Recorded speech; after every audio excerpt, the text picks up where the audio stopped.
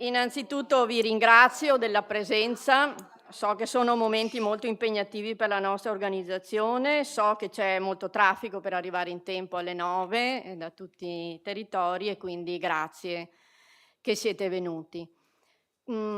Questa giornata verrà anche, proposta, vi abbiamo spedito ieri sera un link proprio perché se qualcuno non riusciva ad arrivare, e ci sarà anche però la registrazione, quindi questo è una cosa che abbiamo voluto perché poi possiate magari consigliare di rivedere questa giornata anche a chi, ritenete sia opportuno farlo, ecco, per una maggiore diffusione di quello che diremo e faremo.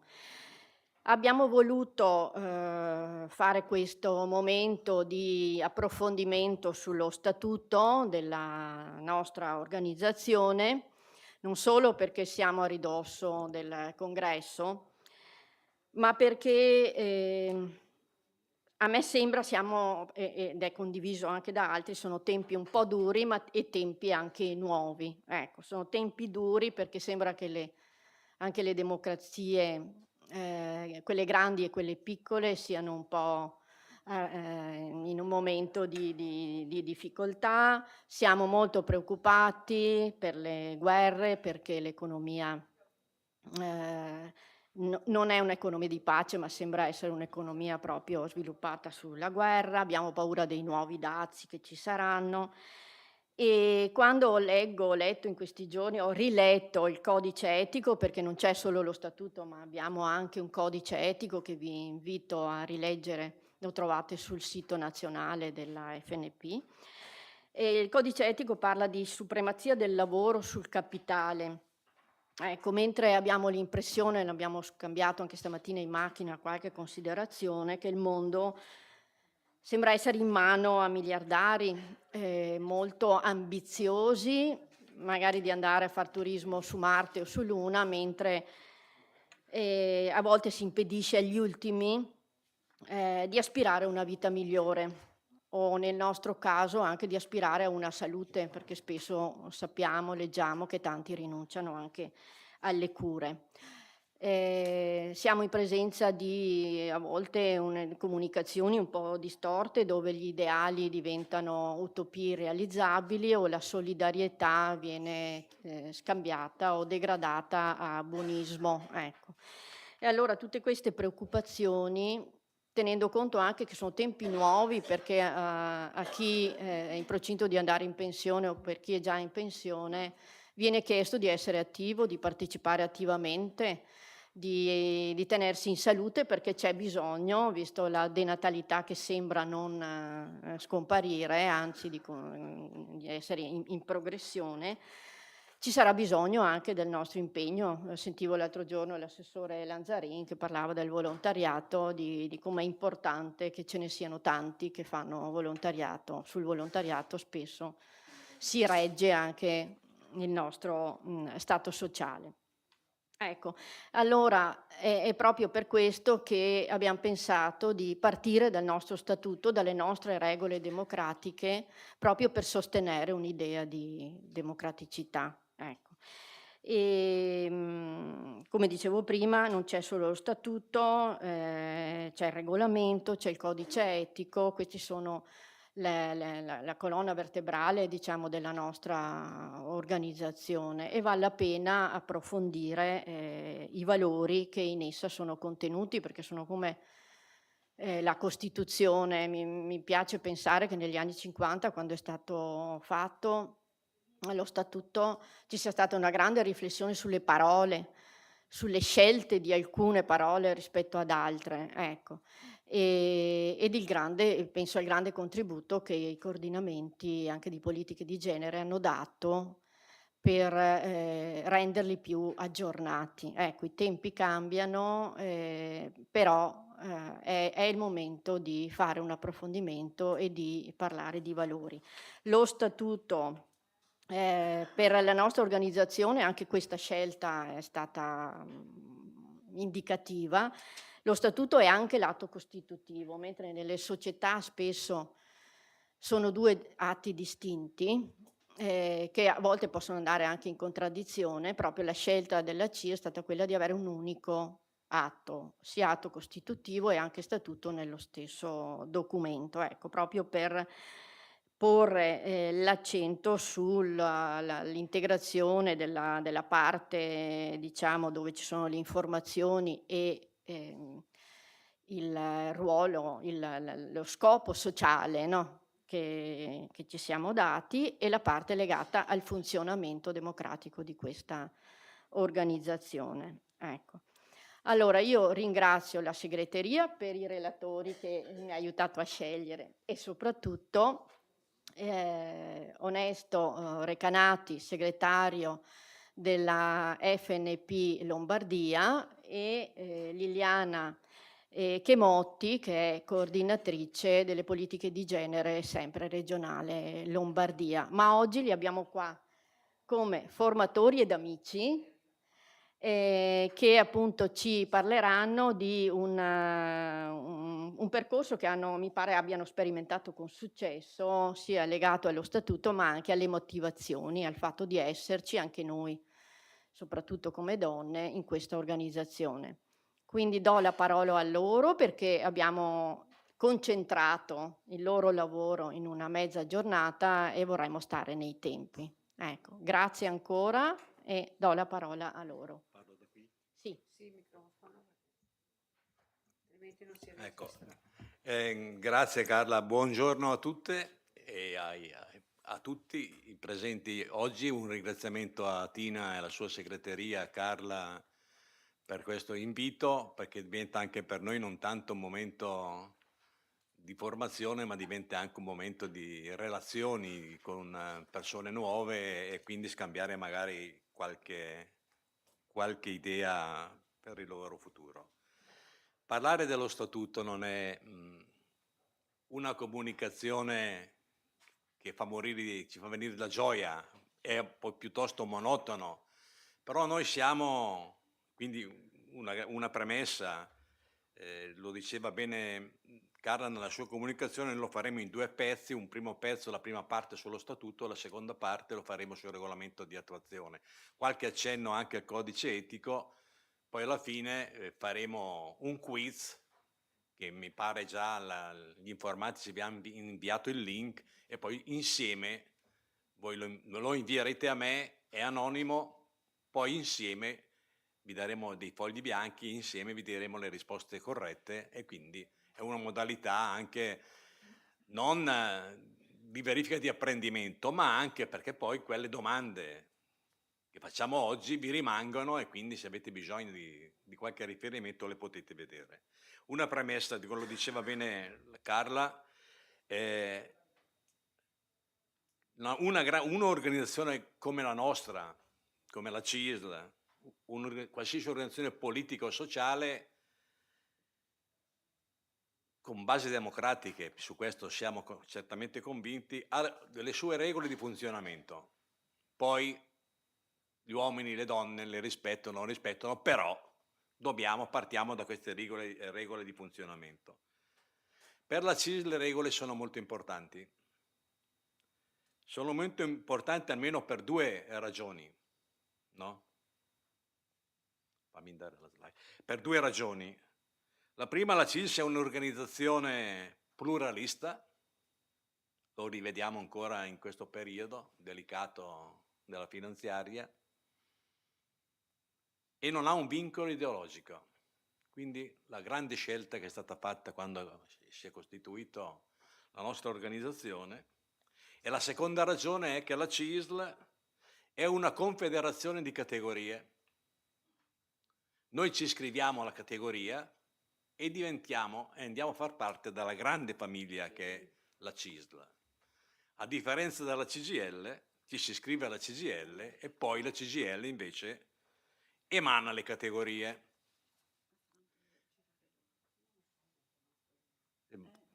Non riusciamo a far andare, ok? Come funziona questo? Ok, allora lo faccio andare io, ok? Quindi Poi queste slide rimarranno a disposizione, ve le invieranno, quindi. Diceva bene sempre Carla, che cos'è lo Statuto? È la nostra Costituzione, no? È la nostra Costituzione. Che cos'è la Costituzione? È l'atto normativo che definisce natura, forma, struttura, l'attività e le regole di una organizzazione, perché altrimenti ognuno farebbe quello che vuole. La Costituzione quindi, il nostro Statuto, ha nel suo interno principi, valori e regole che stanno alla base del nostro stare insieme, dalla nostra convivenza. Per la FNP e la CIS è molto importante, sono molto importanti queste regole, perché sono finalizzate a garantire l'autonomia, e noi siamo orgogliosi della nostra autonomia, la democrazia delegata, perché con i nostri organismi deleghiamo a affrontare alcune tematiche, abbiamo il pluralismo interno con tutte le criticità che possiamo avere, con il consenso e il non consenso, però c'è un pluralismo interno, e soprattutto la governabilità di una organizzazione. Ma soprattutto cosa dice alla fine? Afferma che abbiamo un carattere di associativo dell'organizzazione. Noi siamo un'associazione a tutti gli effetti, no? Quindi lo Statuto non è solo un regolatore di norme, ma è garante della democrazia e della partecipazione alla vita organizzativa. Tutti possono partecipare con alcune caratteristiche che poi vedremo più avanti alla vista della nostra organizzazione. Quindi dicevo prima, le regole sono la garanzia per tutte e tutti, e queste regole cosa seminano? Seminano e trasmettono, e noi abbiamo la necessità di trasmettere la cultura delle regole. Cosa significa trasmettere la cultura delle regole? Non usare, per esempio, lo statuto a intermittenza solo quando ci fa comodo. Lo statuto va sempre applicato. E dovere di un dirigente responsabile a tutti i livelli, ma anche il dirigente che sta nella coordinatrice di politiche di genere piuttosto che il coordinatore dell'RLS, che deve garantire imparzialità e quindi sempre l'applicazione dello statuto, quello che deve fare, come si deve fare e come mi devo comportare, perché lo statuto diventa anche, da questo punto di vista, molto importante. Quindi coerenza tra essere e il fare, tra i principi e valori dello statuto e quindi la decisione che andremo a fare negli organismi. Come vedete siamo già in una fase di valori. Noi però oggi ragioneremo attorno al regolamento, che esiste uno statuto, esiste un regolamento di attuazione, poi capiremo le differenze magari nello svolgimento della comunicazione. Il regolamento cosa serve? Serve attuare lo statuto, le norme applicative, ed è meno rigido rispetto al Consiglio, allo statuto. E poi cosa rappresenta? Mentre lo statuto ha un suo iter per l'approvazione, il regolamento lo può approvare il Consiglio generale territoriale o regionale. Normalmente ci sono i vari livelli. Nello statuto invece troviamo principi e finalità e quindi le regole democratiche per convivere, per vivere insieme. Dicevo, il regolamento può essere modificato dal Consiglio territoriale, poi nella sua formula di 2/3 e così via, mentre lo statuto può essere modificato solo in fase congressuale. Poi io ho riportato gli articoli dello statuto che sono quelli nazionali, però li ho pescati dal regolamento e dallo statuto Lombardia. probabilmente magari il 45 può essere il 44 del vostro perché non ho approfondito, però ecco guardate, l'importante sono i capitoli e i titoli che poi li vediamo più avanti. Poi c'è quello che diceva Carla, il codice etico. E il codice etico non è una cosa di poco conto, impegna tutti i dirigenti, ma non solo i dirigenti e gli associati, ad operare, ad agire nel rispetto e nei principi di correttezza, onestà dello statuto. Il statuto è vecchio, è stato modificato, ma però ha sempre la sua valenza. Alcuni indici del codice etico e comportamentale della CISP, il codice etico fatto dalla CISP l'abbiamo adottato. L'articolo 1 per esempio dice il codice etico finalità e valori, perché c'è il codice etico. Poi l'articolo 2 principi etici e comportamentali generali, rispetto della legge, correttezza ed eticità dei comportamenti. La parola eticità ritorna sempre. Certezza delle regole e delle sanzioni, chi sbaglia va comunque sanzionato. Autonomia e indipendenza, deve sempre esserci autonomia nel nostro agire, l'abbiamo detto all'inizio, siamo un'organizzazione pluralista, ma comunque operiamo nella nostra autonomia. Sobrietà e gestione, molto efficiente. La sobrietà è anche questo uno dei temi che negli ultimi anni sta ritornando. Trasparenza viene legata, per esempio, quando parliamo di bilanci, alle firme congiunte sui conti correnti. Noi è previsto nello statuto e poi viene ripresentato anche in altre parti che il segretario generale e il segretario amministrativo hanno la firma congiunta, quindi quando fanno un bonifico, quando fanno un assegno, quindi da questo punto di vista c'è un controllo che diventa anche garanzia di utilizzo in termini corretti e trasparenti delle risorse. C'è il tema della centralità della persona, perché noi anche sulla tessera che è stata ridistribuita l'anno scorso poniamo sempre il tema della centralità della persona e la partecipazione degli associati. E soprattutto noi siamo per la promozione della legalità.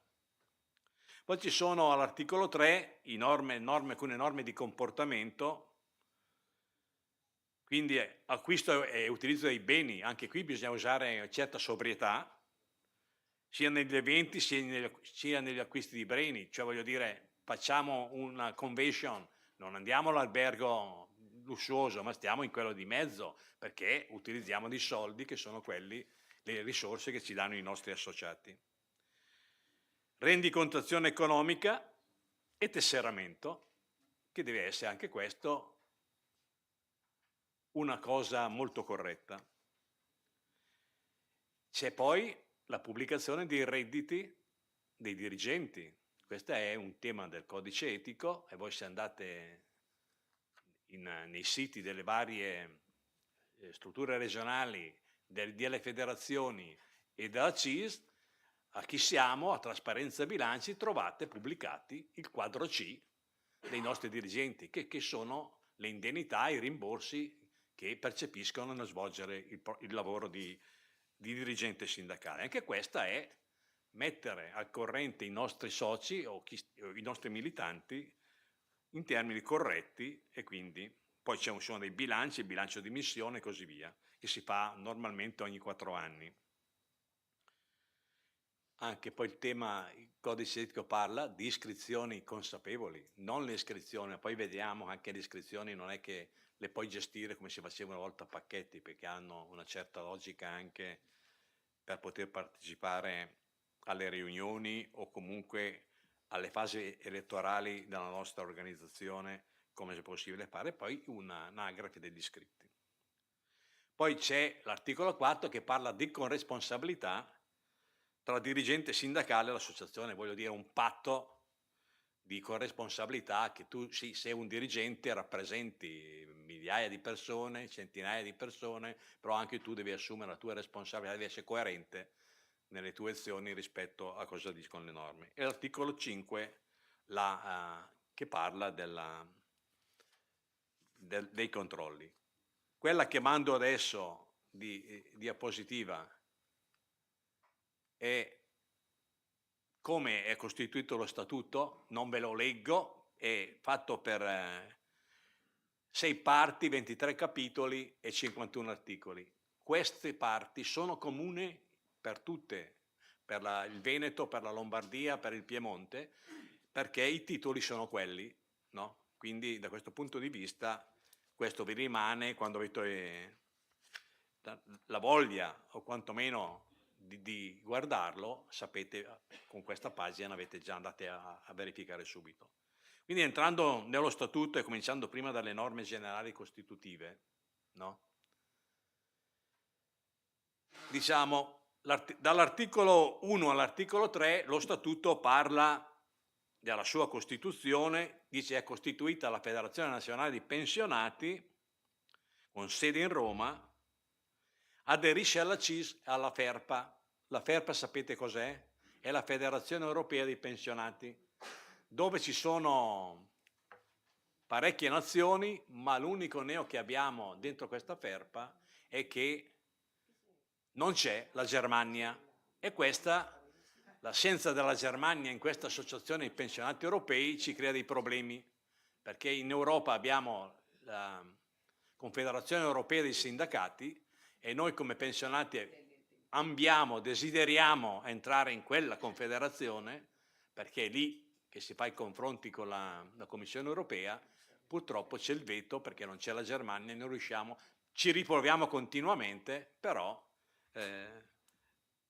in questa partita sappiate che a causa di alcuni vincoli o mancanze di alcune nazioni, manca solo la Germania fra quelle importanti, però ci condiziona, non possiamo, e che per noi sarebbe interessante a livello europeo entrare nella Confederazione Europea dei Sindacati. Poi abbiamo l'ANTEAS, che penso conosciate tutti, è un'emanazione dell'FNP, sta andando pochino in termini di autonomia, però anche qui bisogna certamente aprire.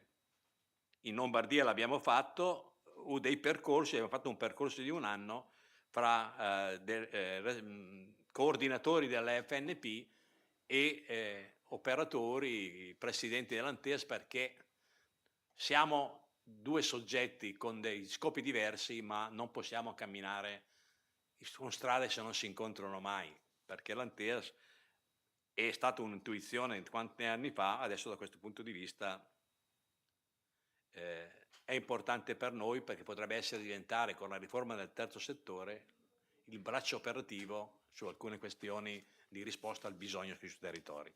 Poi però ogni realtà ha le sue criticità, le sue preoccupazioni e quindi le relazioni che vanno costruite. Ma dentro i principi e le finalità c'è anche un passaggio che è quello che in ogni consiglio generale di federazione, e questo fa fatica a realizzarsi, sia a livello territoriale sia a livello regionale un po' meno, dovrebbe esserci un pensionato con diritto di parola nei consigli territoriali delle federazioni, dei chimici piuttosto che dei tessili, piuttosto che della FIM, con lo scopo di rappresentare un attimino il bisogno dei pensionati, ma anche di consentire una continuità associativa, se fosse possibile. Questo aspetto fa fatica a realizzarsi perché non è certamente la responsabilità solo dell'FNP, perché anche avendo le figure facciamo molto fatica. Al capitolo 2, all'articolo 4, diritti e doveri degli iscritti, che adesso andremo a vedere, perché esistono dei diritti degli iscritti, ma esistono anche dei doveri degli iscritti. E l'animazione un po'. Io ve le metto tutto così poi ve le leggiamo insieme. Allora, il primo diritto è dell'iscritto quello di essere informati, e qui possiamo aprire rispetto alle modalità di informazione, il giornalino piuttosto che WhatsApp, piuttosto che online. devono essere informati e possibilmente coinvolti nelle decisioni che li riguardano. E questo è più un tema a livello territoriale, ma anche a livello di coordinamento dei RLS, più che perché è lì dove noi incontriamo le persone che poi diventano soci e quindi sono iscritti e quindi possono esercitare questo diritto. Diritto di partecipare all'elaborazione della politica sindacale. È difficile che l'iscritto, però parlando con le persone possono uscire idee, possono uscire modalità di operare e migliorare le risposte al bisogno che viene dal territorio. Hanno il diritto di eleggere i propri rappresentanti, adesso l'avremo con le assemblee precongressuali dell'RLS, e quindi eleggere i propri delegati che parteciperanno all'istanza territoriale o negli organismi territoriali. Devono esercitare gli iscritti, possono esercitare il diritto di critica, ma dentro però un quadro di riferimento che dello statuto. Non posso esercitare una critica così, deve essere una critica costruttiva che aiuta a crescere tutti.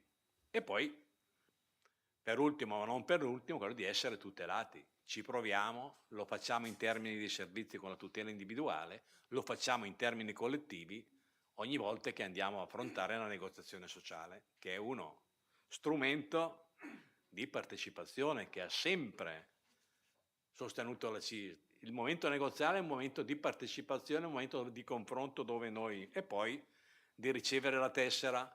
Qui mi viene un sorriso perché la tessera poi le diamo ogni 4 anni, però adesso abbiamo i bollini. Ecco, anche questo, certo, è difficile raggiungere, però rifare il giro tutta la volta. Io vengo da una generazione che andavamo a consegnare le tessere a mano ed era anche bello perché ti faceva la critica, ti ringraziava, era il momento di incontrare e l'iscritto non si sentiva abbandonato. Oggi con questa modalità non decisa da noi direttamente, ma dalla Confederazione, diventa un pochettino più complicato. Potete anche interrompermi se volete chiarimenti. Poi abbiamo quello che dicevo, il dovere, e qui è quello di essere coerente con i valori richiamati, perché se fai la critica la fai dentro i valori, non dentro... Operare in coerenza. Se la mia struttura dove milito, faccio riferimento sul territorio piuttosto che la FNP territoriale, l'RLS, cioè devo operare anch'io rispetto. Se io non condivido, ma nell'esercizio democratico della votazione sono minoranza su una decisione, non è che non la devo rispettare, la devo comunque portare avanti perché è una decisione di un organismo, che sia il coordinamento di RLS, che sia il coordinamento di politiche di genere, che sia il territorio, che sia la regione. Partecipare quindi all'attività sindacale, a quando si fanno le assemblee, quell'assemblea che l'RLS 1 o 2 volte all'anno ne fa, partecipare è un dovere dell'iscritto, andare a convincerli, ma poi per esprimere tutte queste cose di doveri e diritti bisogna comunque essere in regola con i contributi. E questa è una prima questione sulla quale... Entriamo nella parte seconda dello statuto. Al capitolo 3, dall'articolo 4 all'articolo 5, c'è una cosa molto importante, come vengono costituiti gli organismi. E qui passiamo dal Consiglio generale, territoriale o regionale. Si dice deve essere formato a componenti eletti designati o di diritto sono i segretari territoriali o alcune figure che... Ma la componente elettiva deve essere il 50%. Ci sono quelli di diritto, per esempio la coordinatrice politiche di genere, se non è già eletta, i segretari, parliamo del livello regionale, dei segretari, per capire il ragionamento, i segretari generali, ma fatto 100, 50 devono essere eletti. Fra questi 100 ci deve essere il famoso 30% di genere. Il problema può essere anche invertito. Minimo il 30% deve essere garantito. Poi se sono 50-50 meglio ancora. E lo statuto, vedete, qui c'è una prima norma che lo statuto demanda al regolamento di attuazione, che lo vediamo nella seconda parte, e dice che il numero dei componenti del Consiglio, di quanti è formati, lo definisce il regolamento di attuazione dello statuto.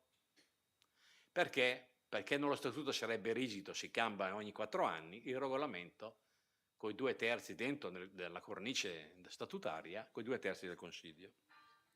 Poi andiamo al collegio dei sindaci, no? Articolo 7, qui dice lo statuto dà anche un consiglio, dice che il presidente del collegio regionale sia anche il presidente territoriale. Alcune volte dipende da come è conformata la regione, perché se da noi abbiamo 8 territori o regioni che ne hanno, cioè voi capite che il presidente del collegio dei sindaci regionali diventerebbe impegnato sempre. Ecco, e qui però l'importante, l'unica cosa che dice che va previsto un capitolo apposito nella previsione del bilancio delle spese del collegio, ma dice anche l'unica cosa sulla quale non si transige, ma però solo perché lo statuto è confederale. Poi però noi come FNP ci vogliamo bene, abbiamo vincolato che nell'FNP, nelle categorie federazioni non è così, il presidente deve essere un professionista iscritto all'albo, che noi mettiamo in lista, votiamo e così via. Quindi anche questa è una norma di trasparenza e garanzia, perché è un libero professionista che ci certifica il nostro bilancio. Poi abbiamo il collegio dei Proviviri sapete è quel collegio che interviene quando ci sono delle sanzioni, ci sono dei lodi da fare, ma anche questo però viene fatto solo a livello nazionale, quindi non abbiamo noi. Poi ci sono le varie procedure. Continuando velocemente, penso di farcene 20-30 minuti massimo, andiamo avanti sulla questione dei limiti di età, e questa è piuttosto vincolante. Poi però lo trasferiamo nel regolamento per vedere cambiare l'età e così via. Allora qui di cosa dice?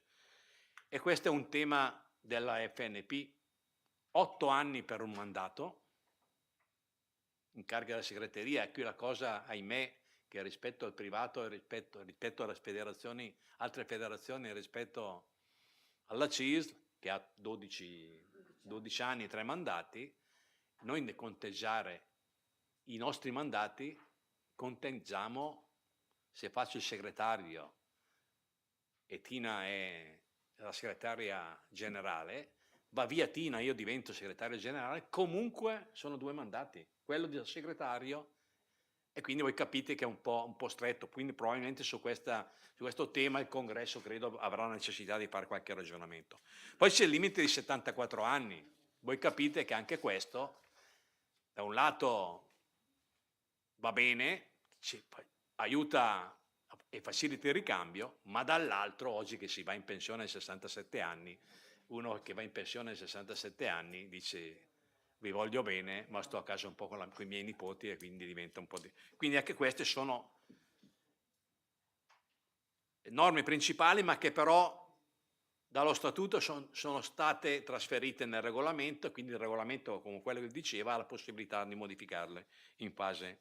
Poi c'è tutto il capitolo dal 14 al 15 dell'incompatibilità, al capitolo 7, e qui l'incompatibilità vale per i coordinatori dell'RS, vale per i segretari, qui l'incompatibilità non ve le descrivo perché sono tante, però una sola, che io non posso avere incarichi in un partito e fare poi il sindacalista, quindi il sindacalista o il militante o il dirigente di base e così via. Quindi questo nel ragionamento non l'avevo mandato, nel ragionamento della funzione, lo dicevo prima, di trasparenza. E poi c'è l'articolo 8, che in questa fase congressuale è molto importante, capitolo 8 dall'articolo 6, che è l'eleggibilità alle cooptazioni. Allora, nell'elezione negli organismi, prima di tutto dice devi essere in pensione per quanto riguarda la nostra federazione. Devi avere una pensione o essere in pensione? Sì, poi lo vediamo. Ci sono le reversibilità. Le reversibilità, poi vediamo ancora più avanti questi. Comunque, devi essere in pensione. Anche la reversibilità va bene. Devi avere Però una pensione. devi avere, io posso avere la pensione, sono vedovo, non sono mai stato iscritto alla CISL, vado in pensione, il mio amico del patronato, ma sì, mi convince, faccio la delega. Non sono mai stato iscritto, io devo avere 2 anni di anzianità di iscrizione alla CISL, prima era in categoria, adesso è diventata la CISL, quindi anche questo io devo avere, nel momento che mi candido, 2 anni di anzianità. Si dice al 31 dicembre dell'anno precedente, al momento dell'elezione all'organismo, e aver pagato i contributi a gennaio dell'anno dopo, perché non basta averla delega, bisogna versare anche i contributi. E poi qui c'è la questione delle cooptazioni. Noi sappiamo che possiamo cooptare, abbiamo delle persone che al momento del congresso non c'erano, però sono persone che hanno competenze, ci interessa coinvolgerle, possiamo fare una cooptazione a votazione della maggioranza dei 2/3 per un massimo del 10%. Ma possiamo arrivare al 15%. Però deve essere esaurita la lista di non eletti. Qui si parla a livello di consigli territoriali e consigli regionali.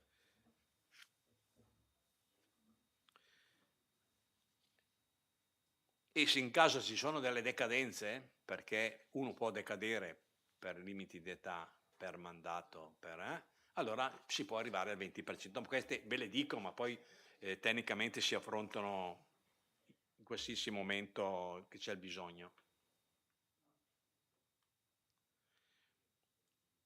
Nella parte terza parliamo di organismi, no? Definizione di organismi all'articolo 18, elenca quali sono gli organismi, quindi il congresso, consiglio generale, l'esecutivo, la segreteria, il collegio dei sindaci, i collegi di provvibiri. Questi sono gli organismi della nostra federazione. Poi parliamo del congresso nazionale, l'articolo 19, l'articolo 22, e qui richiama tutta la modalità per lo svolgimento delle assemblee, lo svolgimento dell'assemblea organizzativa, perché a cavallo di un mandato di solito si fa l'assemblea organizzativa, alcuni anni l'abbiamo saltata, poi l'abbiamo recuperata. Poi l'altro organismo, il Consiglio Generale, che ci dice, in termini statutari, di convocarlo almeno 3 volte all'anno. È semplice, primavera, prima delle vacanze, approvazione dei bilanci, così via. E il Consiglio Generale ha il compito e definisce le convocazioni ordinarie ed eccezionali con delle modalità che poi ci sono. Ma il Consiglio Generale nomina, che è quella che riguarda probabilmente più voi, la responsabile, la nomina del coordinamento delle politiche di genere. E qui tocca al Consiglio Generale, come magari lo affrontiamo dopo. E poi abbiamo detto il comitato esecutivo negli articoli 25 e 26, che definisce, cosa definisce l'esecutivo? I compiti e le convocazioni. Se c'è da dare incarico a qualcuno è di esecutivo.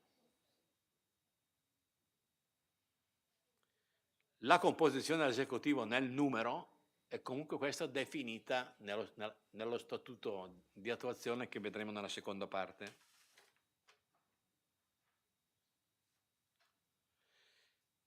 Decide l'esecutivo, la segreteria va in esecutivo e decide la ripartizione delle risorse tra i vari livelli. In questo caso il regionale decide con l'esecutivo se devo dare un contributo per quell'attività o naturalmente è compito dell'esecutivo.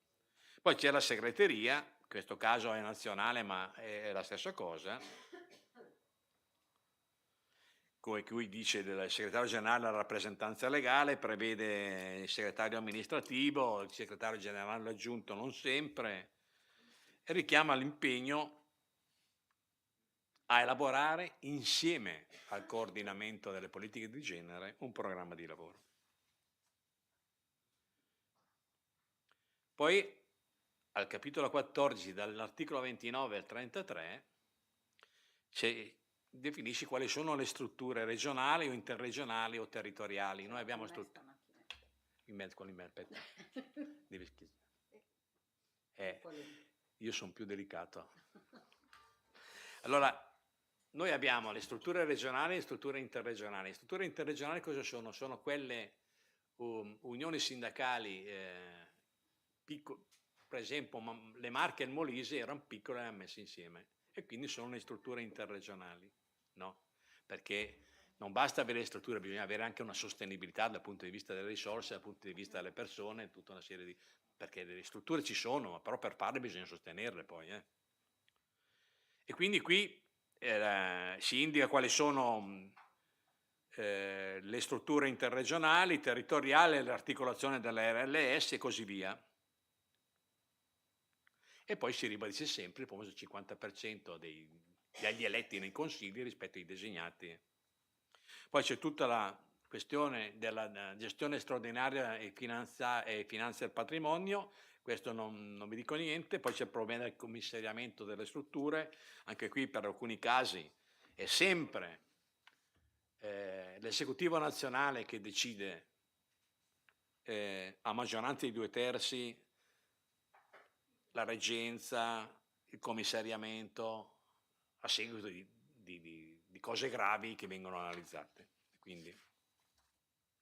Poi abbiamo, devi puntarlo così, ok?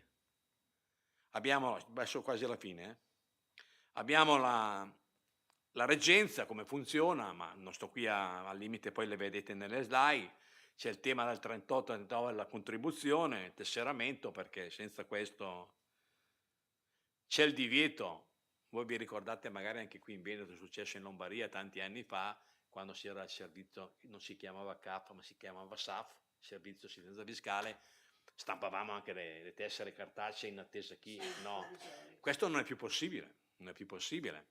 Si rilascia una ricevuta, se uno viene e paga la tessera diretta perché fa il servizio del 730 piuttosto che un'altra pratica all'INAS, gli si lascia la ricevuta e vale per l'anno solare. Quindi poi abbiamo il patrimonio, tutte le strutture hanno l'obbligo di redigere i bilanci preventivo entro la fine dell'anno, il consuntivo nei primi mesi, mi pare aprile fosse, poi dipende se del territorio o regionale o nazionale, e quindi deve conservare tutto il patrimonio, la proprietà che ha, tutte queste cose qui. Poi andiamo all'ultima slide, l'ultima o penultima, ci può essere la possibilità dello scioglimento, all'articolo 44, ma deve essere il congresso che scioglie la federazione.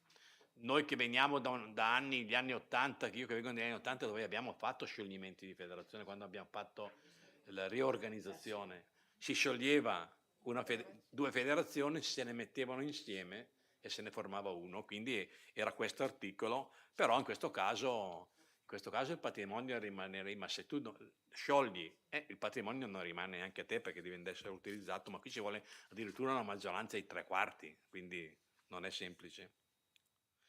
Poi arriviamo il capitolo 20, 45, la procedura per le modifiche statutarie. Procedura per presentare le proposte dal 50% più uno dei delegati al congresso, quindi la proposta deve essere sottoscritta al 50% di modifiche statutarie. Dal Consiglio nazionale per i 2/3 e dai consigli regionali o interregionali con maggioranza di 2/3. Qui c'è tutto un iter. In questa fase si stanno costituendo ai livelli territoriali, ai livelli regionali, le commissioni statutarie, con un presidente, con alcuni componenti. Questo è un iter. Per il nazionale deve arrivare la proposta di modifica statutaria dai regionali 3 mesi prima del congresso nazionale, votate a maggioranza del Consiglio 2/3. Il regionale le manda, se arrivano dai territoriali le proposte, e è lo stesso. Allora, per esempio, in Lombardia abbiamo deciso che terminano le assemblee, mi pare, il 14 di marzo, il 19 deve esserci la presentazione delle proposte. Però abbiamo deciso, perché poi noi una volta, noi regionale, dopo il nostro congresso le facciamo i primi di aprile, dobbiamo mandarlo al regionale. Infatti, vedete, poi vanno mandato entro i 3 mesi, che poi li portano a conoscenza entro i 2 mesi. Ecco, qui c'è tutto un iter. Invece al capitolo 21 rimanda tutti i contenuti dello statuto al regolamento di attuazione. Va approvato il regolamento dello statuto e viene indicata la procedura per le modifiche successive. Va convocato il Consiglio generale, come dicevo prima, con specifica ordine del giorno, si allegano le modifiche con preavviso di almeno 15 giorni. Sono tutte cose, tempi che vanno rispettati, perché sappiamo sempre come vanno, c'è sempre il rischio di ricorrere ai provvedimenti. Si approvano le modifiche e via. Capitolo 22, l'articolo 47, una sola riga. Coordinamenti politici di genere previsti ad ogni livello congressuale. Poi vedremo nello statuto un'altra modifica. E poi arriviamo all'articolo 23, che sono tutti gli adeguamenti statutari e norme transitorie, sapendo che ciò che non c'è nello statuto territoriale o regionale fa sempre fede lo statuto confederale. In caso di diverse interpretazioni si fa riferimento lì. Io avrei chiuso con questo tormento che vi ho dato. Poi se volete 2 minuti, oppure posso andare avanti anche a fare la seconda parte, io non ho problemi. Se non siete stanchi o volete fare domande, fate domande. C'è una comunicazione di servizio. Sì, facciamola subito. No, No, beh, mi sentite lo stesso. Allora, noi vogliamo la conferma di chi si ferma a pranzo, perché sì. abbiamo prenotato qualcosa di fatto bene, ma il locale è piccolo. Noi abbiamo già i numeri e va bene, però diteci voi se qualcuno qua va via, così diamo alle 10:30, 11 il numero. io vado via. Allora, 1, 2, 3 persone vanno via, quindi tutto il resto rimangono. All'1:10 abbiamo previsto che andiamo a pranzo, insomma grosso modo, poi 5 minuti più e meno. Quanto tempo ci ho impiegato? Vabbè, ma lì dopo è già tutto pronto, non 10 e un dobbiamo quarto. aspettare. No, ma che quindi ora quanto ci ho messo? è la Darsena e 20 qui a minuti. piedi, 10 metri. E l'altra meno. Si fermano i nostri ospiti. Ci mancherebbe. Li Va mandiamo bene, via. adesso prendiamo Cestino viaggio. c'è qualcuno che ha qualche intolleranza al pesce per caso? Perché Al pesce no, ho tolleranza. Perfetto. Grazie. Prego. Sì, mi è venuto in mente perché ho visto quel programma sulla sede all'estero là della CGIL. Volevo chiedere come funziona i diritti e i doveri all'estero? All'estero? Pensionato che va a vivere oppure quelli che già lavorano Cioè, ma all'estero. la federazione dei pensionati all'estero o un pensionato che va all'estero? Entrambi. Beh, a livello europeo non esiste una federazione come le nostre. Sono prevalentemente ancora agganciate alle categorie di appartenenza. Noi siamo un po' l'anomalia, ma la forza anche del sindacato europeo dei pensionati. No. Chi va all'estero, se è iscritto e la pensione la percepisce dall'INPS, ha ancora i diritti e i doveri che ha come prima. Ci sono sedi All'estero abbiamo sedi del patronato dei servizi. No, come FNP abbiamo relazioni internazionali, ma non abbiamo sedi FNP all'estero. Allora, Però quelle 16 che ci sono dei le se- lavoratori. in parecchie nazioni, ma anche fuori dall'Europa, abbiamo delle convenzioni dove c'è il patronato INAS. Sono persone di quella nazione, ma che sono dipendenti dell'INAS italiano. Abbiamo delle sedi all'estero. Quindi l'iscritto nostro che va nella sede all'estero ha tutti i servizi che può avere qui. Se questa era io ho capito la domanda. C'è la sede. C'è il microfono che gira. Sì, aspetta, ma posso dire una cosa? Questa assemblea è composta da vari gradi di conoscenza, no? Quindi ci sono persone che con lo statuto ci hanno lavorato, era uno strumento di lavoro. C'è qualcuno magari di nuovo, quindi non fatevi problemi, fate domande se c'è qualcosa che vi incuriosisce, non abbiate Non ci sono timore, ecco, problemi. non ci sono problemi. Ecco, grazie.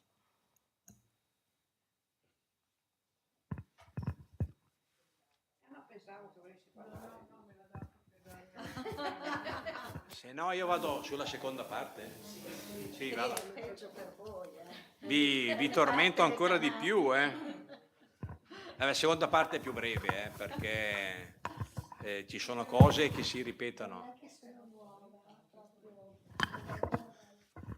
Sono tutte cose che sì, sono questi punti.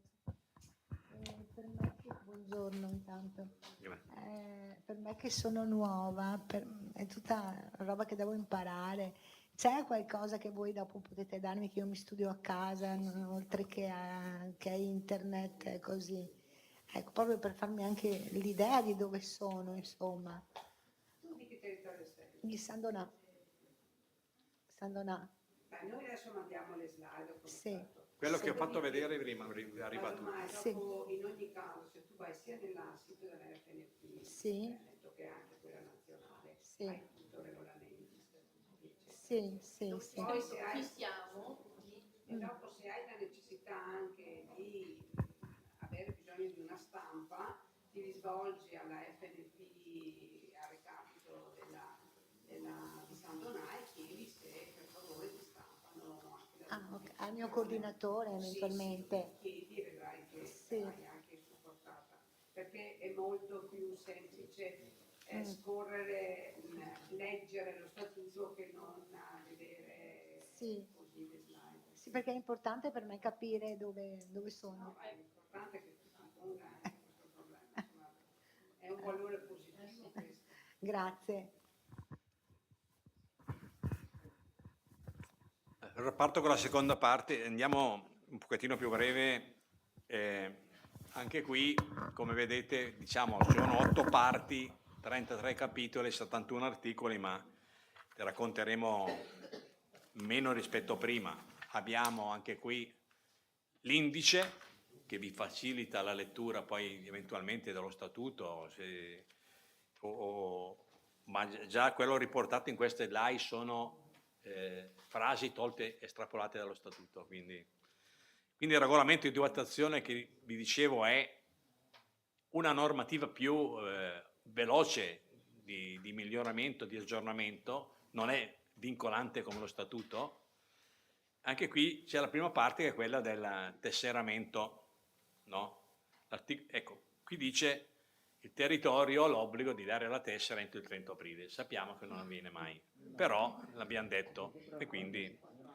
Ma la cosa che dice nello statuto, perché se io mi dimetto o vengo espulso per sanzioni, c'è anche da questo punto di vista una parte dove dice procedure per riscrivere la persona, perché non è che uno vengo, faccio la delega, 2 mesi dopo la disdetto, poi vengo a fare il servizio, mi riscrivo un'altra volta, insomma ecco, possiamo anche da questo punto di vista. Poi ci sono sempre il capitolo 2 che recupera le incompatibilità funzionali, e questo dice per esempio che esiste l'incompatibilità tra componente della segreteria e coordinatrice politiche di genere, perché ognuno ha un proprio suo ruolo, che non vuol dire che la coordinatrice politica di genere non può andare in segreteria, terminato quell'incarico, oppure va in quell'incarico e fa una scelta che viene un po' avanti. Ma anche con il presidente dell'Anteas. Ci sono delle compatibilità. Se sono presidente dell'Anteas non posso rivestire segretario della FNP, perché sono due ruoli completamente diversi. Allora qui nella seconda parte dove dice definiti dettagliatamente quali sono gli enti, le associazioni e le società collaterali alla CIS e le relative incompatibilità. Il regolamento di votazione definisce quali sono le associazioni che sono incompatibili per essere dentro la segreteria piuttosto che, e dice anche, proprio perché si parla di incompatibilità, che entro 15 giorni io sono segretario territoriale, vengo eletto in segreteria regionale, io ho 15 giorni di tempo per scegliere se sto nella segreteria regionale, se non lo faccio entro 15 giorni decado dall'ultima carica. E quindi poi ci sono i tempi, per esempio, di chi si candida alle elezioni politiche, e anche qui a secondo del livello ci sono 1 anno, 2 anni, 3 anni che devi aspettare prima di assumere ancora incarichi dentro l'organizzazione. Puoi stare iscritto, ma prima io sono segretario, mi candidano per il mio comune a fare il sindaco, non vengo eletto, il giorno dopo non ritorno più a fare il segretario. Devo un determinato periodo di tempo, 1 anno, se sono a livello regionale 2 anni, sono a livello nazionale 3 anni. Questo ti chiedo una cosa, si sospende il ruolo, quello sindacale? Sì, il ruolo, sì. Il ruolo sindacale si sospende? Sì, quello è previsto. Perché non è mai stato tanto chiaro. Sono d'accordo, succedono tanti casi, però noi lo diciamo sempre,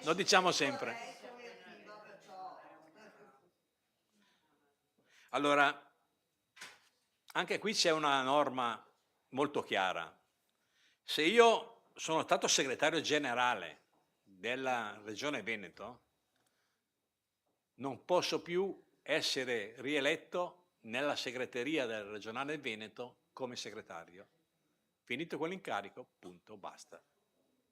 Anche questa è una norma di garanzia di trasparenza. Poi al capitolo 3 ci sono le designazioni dei rappresentanti dell'FNP nei vari consigli generali, come dicevo prima, della FENCA piuttosto che della FIN, piuttosto che della scuola. Vai. Parte seconda questa, sì. All'articolo 17 al 20 ci dice la validità delle sedute e votazioni, perché anche questo è un tema che rischia alcune volte di finire i provvedimenti. Allora, la validità della seduta è sempre il 50% più 1, quindi Consiglio generale, coordinamento, così via.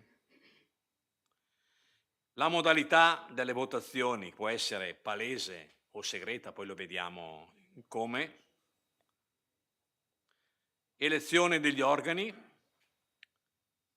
C'è una procedura ad hoc, che poi farà parte del quiz che faremo, per il voto della segreteria degli esecutivi, è descritto in questo regolamento, ma c'è anche la modalità come dimettersi degli organi. Perché se io mi dimetto, le mie dimissioni devono essere esaminate entro 30 giorni. Se si dimette invece, cioè io mi dimetto come segretario e quindi con ragioni, perché uno quando si dimette normalmente non ha dei vari motivi, e quindi la segreteria generale e la segreteria di cui fa parte ha bisogno, ha necessità di sostituirlo e ha 30 giorni di tempo. Se invece si dimette il segretario generale bisogna rifare tutto, decadono tutti.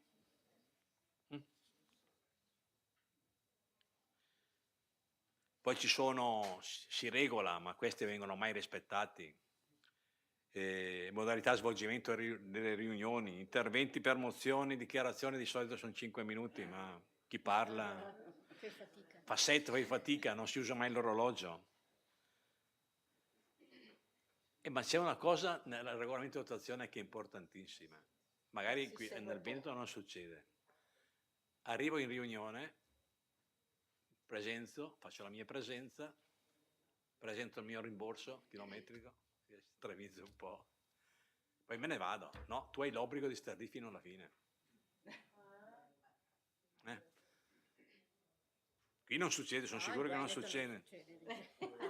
Poi c'è la cosa che anche che questa invece si verifica, e so come Lombardia lo facciamo.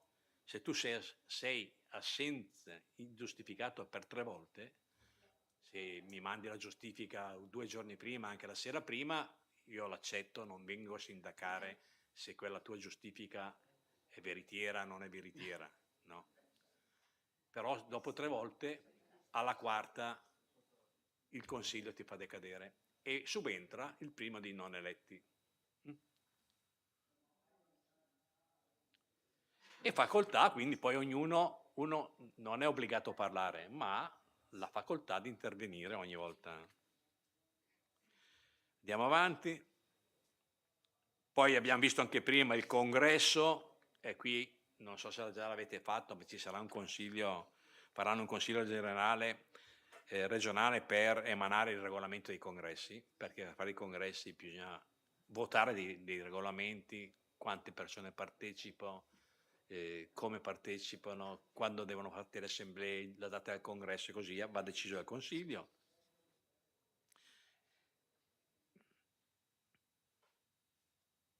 Nel Consiglio generale qui si riprende la questione del 30% di genere,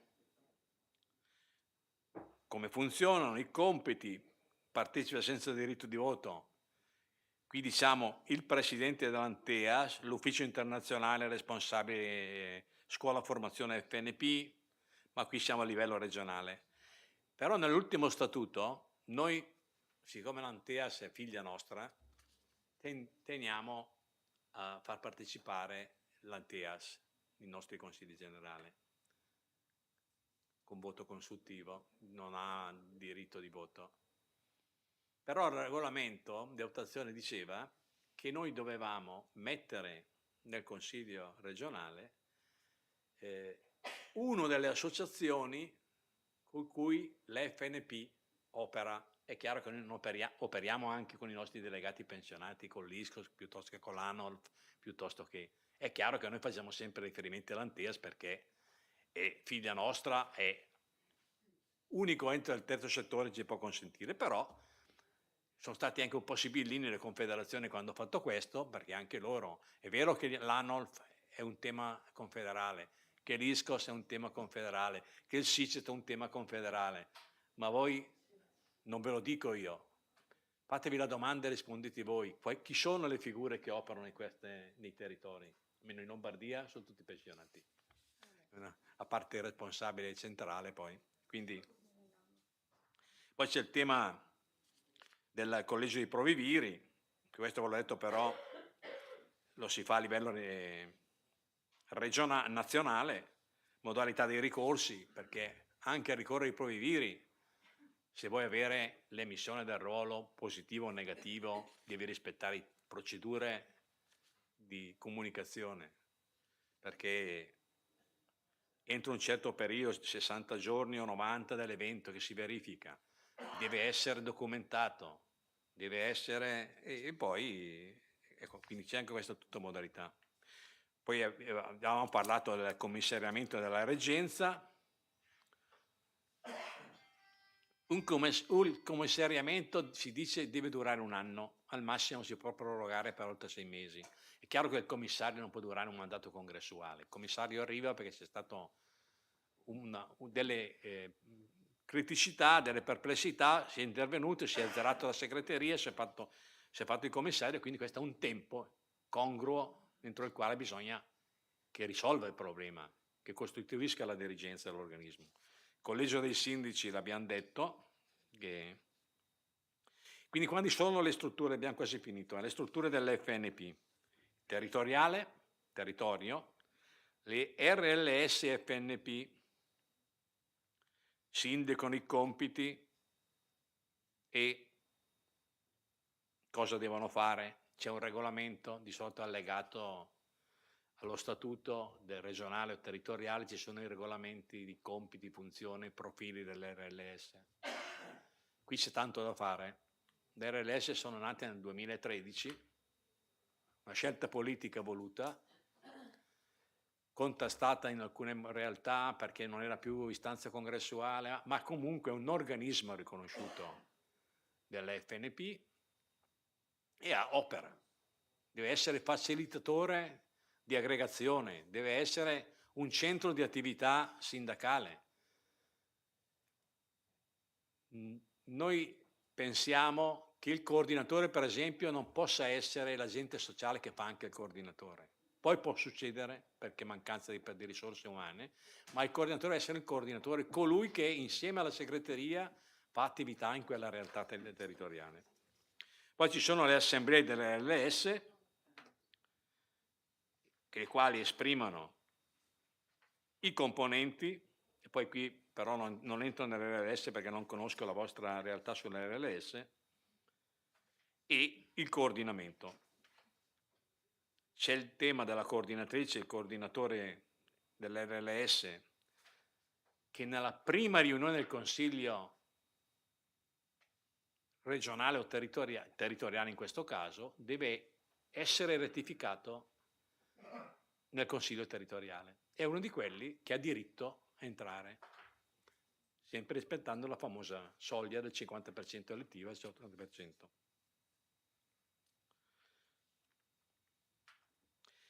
Poi c'è nel regolamento di attuazione una figura, non so qui da voi se è stata abbandonata o no, che era quella del famoso delegato comunale, perché l'RLS è come composta da coordinatore e da una serie di figure, dei componenti, dei delegati comunali. Voi agenti comunali li chiamate, noi eravamo delegati. Comunque non esiste più né agenti né delegati, ma si chiamano semplicemente la delegata e il delegato FNP. Quindi, però era quella la figura, però lascio a voi perché su questo non voglio entrare in merito.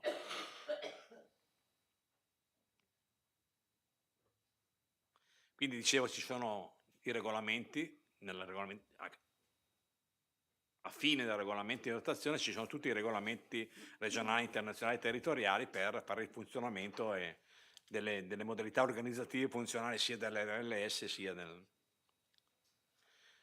Poi al capitolo 20, dall'articolo 55 al 56, dice quali sono i compiti e le responsabilità della struttura territoriale.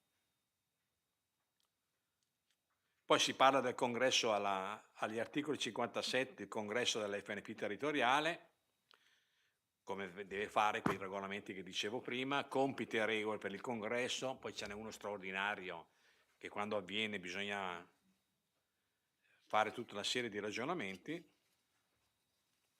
La composizione del Consiglio generale, dicevamo quando parlavamo dello statuto che lo decide il Consiglio generale con il regolamento di attuazione, il numero minimo e massimo dei componenti del Consiglio territoriale o regionale. Fanno parte di diritto la coordinatrice politica di genere, il presidente dell'Anteas, ed è prevista almeno, come dicevo, un'assemblea annuale del Consiglio allargato in sezione di studio, di solito si fa. Poi arriviamo alla segreteria, compiti e responsabilità, composizione A3, composizione della segreteria, con eccezioni. In Lombardia siamo andati dal mese di maggio a 4. Alcune analisi che ci siamo fatti in questi giorni ci siamo detti ma forse anche a 3 andava bene. Poi però ci sono modalità, momenti politici che bisogna andare. Però siamo andati perché possiamo andare, perché fino una federazione che ha più o 180.000 o più di 180.000 può fare la segreteria a 4. Quindi qui è una valutazione, ci hanno consentito e poi si deve comporre l'esecutivo, deve mantenere, come diceva prima, le segreterie territoriali devono comunicare sempre alla struttura superiore, in questo caso il regionale, per conoscenza quando convoca con il consiglio territoriale. Poi è compito della segreteria, libera da impegni se partecipare o per i temi che si trattano essere presenti, però va comunicato. C'è la costituzione dell'esecutivo che ci dice un minimo di 25 componenti, a secondo, no, è previsto, se il Consiglio generale ha più di 25 componenti bisogna prevedere il comitato esecutivo. Se ha più di 25, se ha un Consiglio generale per storia territoriale fatto da 15, non ho bisogno dell'esecutivo. Faccio l'esecutivo da 10? No, o 15 va bene. Arriviamo alla fine quasi, C'è sempre il regolato, qui è solo per titoli, compiti, responsabilità sindacali e organizzative della FNP regionale e interregionale, poi c'è l'articolo 62, congresso regionale, convocazione e compiti, congresso straordinario, è tutto regolato. Ma vedete, è stato portato fuori tutto dallo statuto per renderlo più agile. Poi lo abbiamo detto, composizione, chi è diritto del presidente, i componenti elettivi sempre del 50% e così via.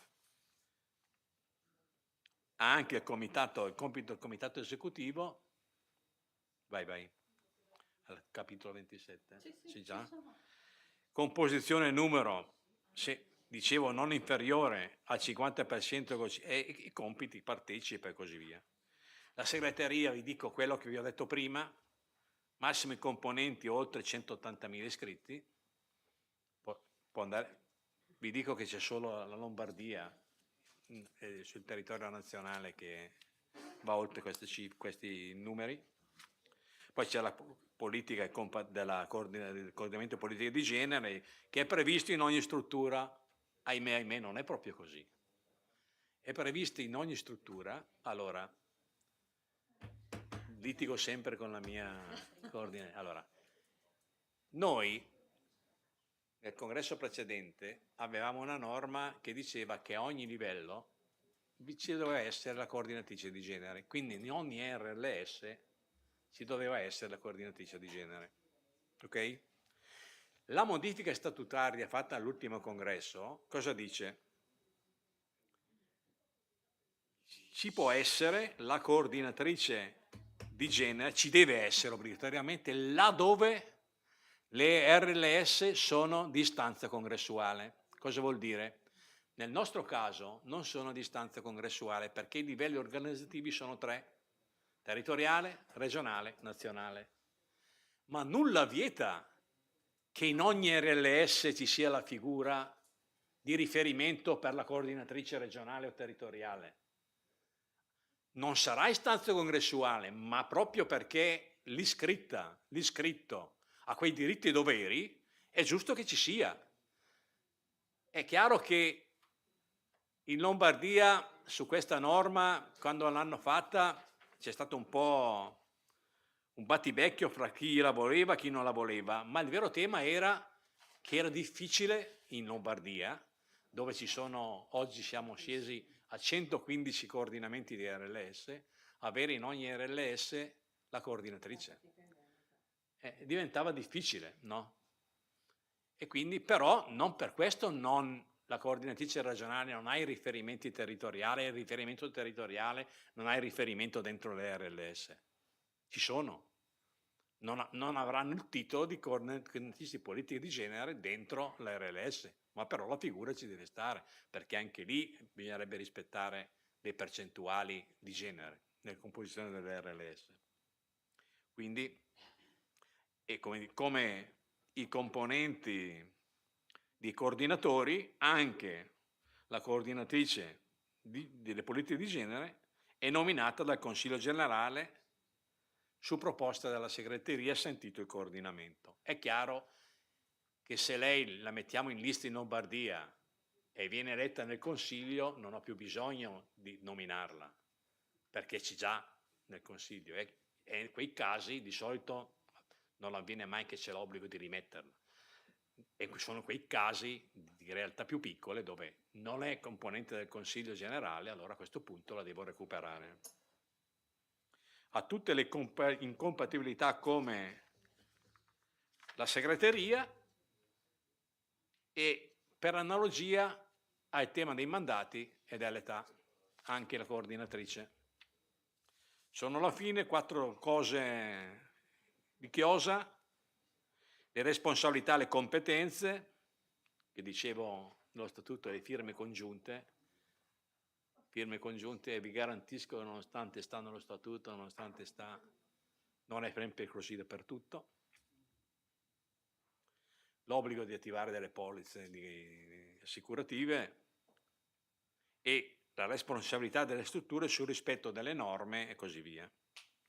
I bilanci, qui vedete le date, entro il 10 marzo per un livello, il 20 per l'altro, il 31 per l'altro, poi queste si slittano, lo dico, si slittano di un paio di giorni, una settimana, non succede niente, non è che dobbiamo denunciare la segretaria Latina ai proviviri, no, cioè adesso basta che viene presentato. Poi ci sono le attività ispettive, io non so se Tina le fa, noi in Lombardia le facciamo, pur non avendone la titolarità, perché la titolarità delle ispezioni è del nazionale. Però, lasciatemelo dire, se noi facciamo le ispezioni come regionale ai nostri territori, non li facciamo in termini di ricerca e di punizione, li facciamo in termini di aiuto. Non abbiamo mai sanzionato nessuno. E come le facciamo? Perché la norma generale dice che in un mandato congressuale tutte le strutture dovrebbero subire l'ispezione dal nazionale, ma figuriamoci se il nazionale la fa, se non in caso di qualche esposto. Noi la facciamo ad ogni cambio di segreteria generale, perché questa nostra è una modalità, non è che la deve fare Latina, vi spiego perché la facciamo, perché garantiamo quello che esce che aveva tutto a posto, quello che entra che è tutto normale, e quindi si parte con la propria gestione. Quindi se fatte in questa logica, i nostri territoriali, che sono 8, non hanno nessun problema. Li facciamo da un po' di anni, mando in giro la mia amica e collega che su queste cose è tremenda, la Fiorella, non gli scappa niente, con il presidente del collegio dei sindaci e il nostro operatore che tiene le contabilità. Quindi questa però, ripeto,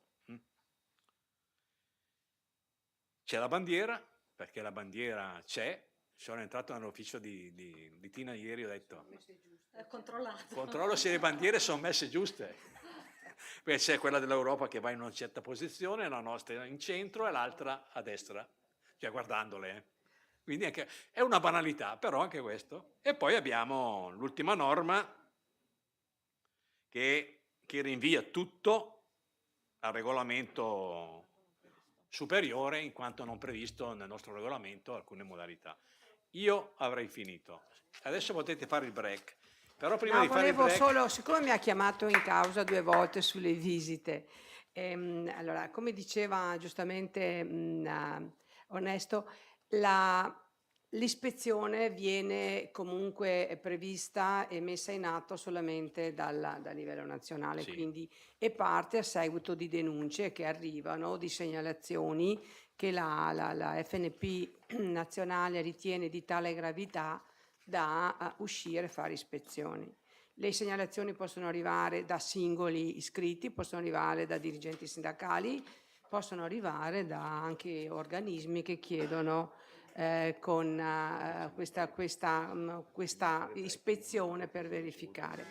Quello che, come diceva in Lombardia, hanno un modello loro relazionale concordato che vede nella visita, noi le chiamiamo visite amministrative, quindi noi su richiesta di territori che hanno la necessità di approfondire alcune tematiche, alcune procedure, alcune incombenze amministrative, perché poi le visite ispettive sono quasi sempre, a meno che non ci sia segnalazioni da probiviri, però sono denunce di tipo diverso e che riguardano magari anche comportamenti rilevanti anche rispetto all'impatto con lo statuto e il nostro regolamento, ma non parlo di quelle. Ciò non toglie, perché la conoscenza è sempre importante averla, che se un territorio ritiene di avere la necessità di essere supportato rispetto a delle procedure che creano qualche difficoltà all'interno della gestione della struttura, ci chiede un intervento e noi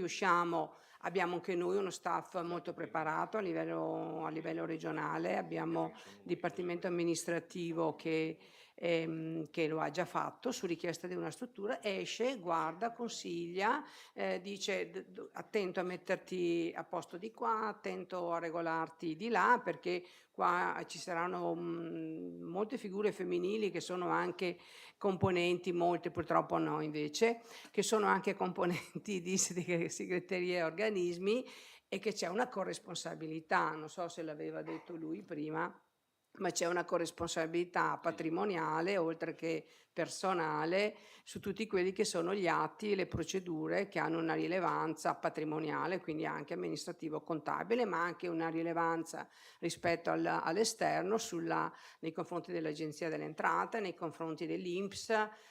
Faccio un esempio: tenuta non corretta del libro del lavoro, tenuta non corretta del versamento delle contribuzioni, della fiscalità, tenuta non corretta della modalità di rimborsi spese chilometriche. Cioè tutte queste sono procedure che vanno inserite all'interno di regolamenti nostri, ma anche all'interno di procedure che fiscalmente e da un punto di vista di regolarità contributiva noi dobbiamo ottenere. Quindi noi siamo di supporto alle strutture territoriali che ce lo chiedono perché hanno bisogno di capire meglio. Ispezioni in Veneto non ne abbiamo nessun tipo di rilevazione, però serve anche a voi capire che se c'è qualche perplessità la struttura regionale c'è, ma con un ruolo di supporto, di aiuto collaborativo e non ispettivo.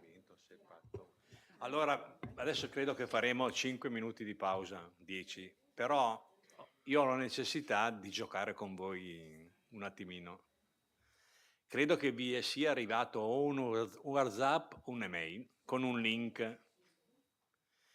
Voi aprite quel link, ci sono 18 domande. Allora, lo vedete con intestazione a Lombardia, ma è la stessa cosa, perché non ho avuto fatto in tempo a correggerlo. Ci sono 18 domande con delle caselline a parte, dove dovete solo semplicemente flaggare o mettere una crocetta, vero o falso. Questo serve a me per capire.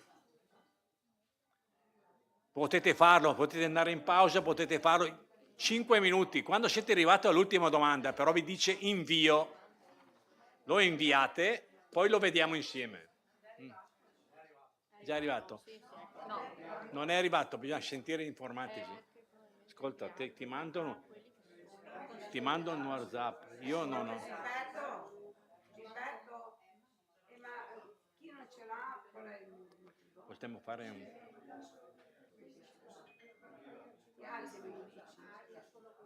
Possiamo fare un. Tu hai qualche telefono? No, ti mando lo WhatsApp. Chi è che non ce l'ha? Aspetta, si può girare. Sì, Giro al coordinamento intanto, vediamo. aspetta che ti lo giro anch'io.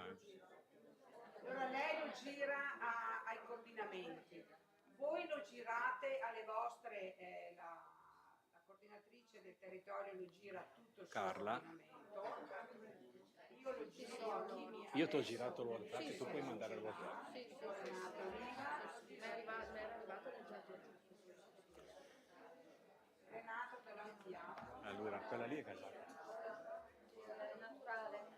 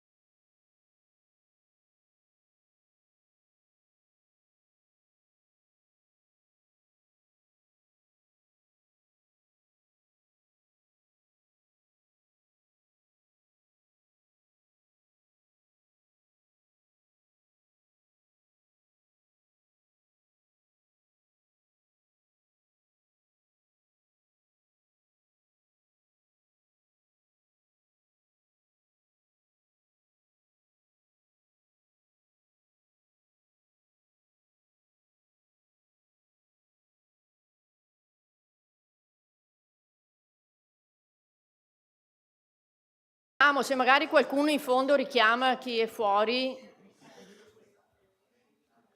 perché sarebbe una nostra caratteristica di tentare di stare nei tempi, no? Finora siamo stati bravi, sì. Dimostriamo che si può sovvertire Che si Poi può avere un se buon sforano la metodo. coordinatrice di politica di genere dopo, questa non è più mia responsabilità. Allora, vi ritrovate? Facile, difficile? Facile, no? Poi adesso avete un foglio bianco, lo facciamo insieme. Io parto dalla domanda numero 1, voi ve lo segnate, se avete sbagliato ne fate a fianco, in modo che questo documento, questo foglietto vi rimane. Quindi, perché oggi noi siamo in formazione, non è un'assemblea dove si decide, e in formazione si procede per prove ed errori. Se io indovino sempre, non mi ricordo mai. Se faccio l'errore, me lo ricordo. Ok? Allora partiamo, che così poi do il compito alla mia coordinatrice di continuare. Era semplicissimo, bastava dire se è vero o falso, poi magari ci sono qualche trabocchetto, ma lo vediamo insieme. Allora, la prima domanda: un pensionato non può iscriversi presso una federazione territoriale FNP diversa da quella in cui ha la residenza abituale. Vero? Ok? Chi assume cariche sindacali dentro la FNP non può essere iscritto con la tessera a pagamento diretto breve mano? È vero, l'ultima approvazione, l'ultimo congresso ha detto che chi paga la tessera a breve mano non può assumere incarichi dirigenziali o... Vero, vero. Le RLS sono la struttura FNP sul territorio e sono il primo livello congressuale dell'FNP? Falso. Ho detto nella mia presentazione dello statuto che ci sono 3 livelli congressuali. È l'ultima modifica del congresso scorso. Solo le RLS, come nel caso vostro, nel caso della Lombardia, che non sono di istanza congressuale, anche se le assemblee che facciamo per eleggere i delegati si chiamano assemblee per congressuali, ma quello per dire. Domanda 4. In ogni territorio il numero delle RLS e i loro confini sono stabiliti dalla struttura FNP regionale? Falso, brave. È compito del coordinatore RLS convocare l'assemblea degli iscritti almeno una volta all'anno? Vero, avete imparato bene. È possibile ricoprire l'incarico di coordinatore RLS per un massimo di 3 mandati? No, è vero, 12. 12 è l'unico che fa eccezione rispetto a tutti gli altri. Quindi per 3 mandati e il limite di età naturalmente. Domanda 7. Posso andare?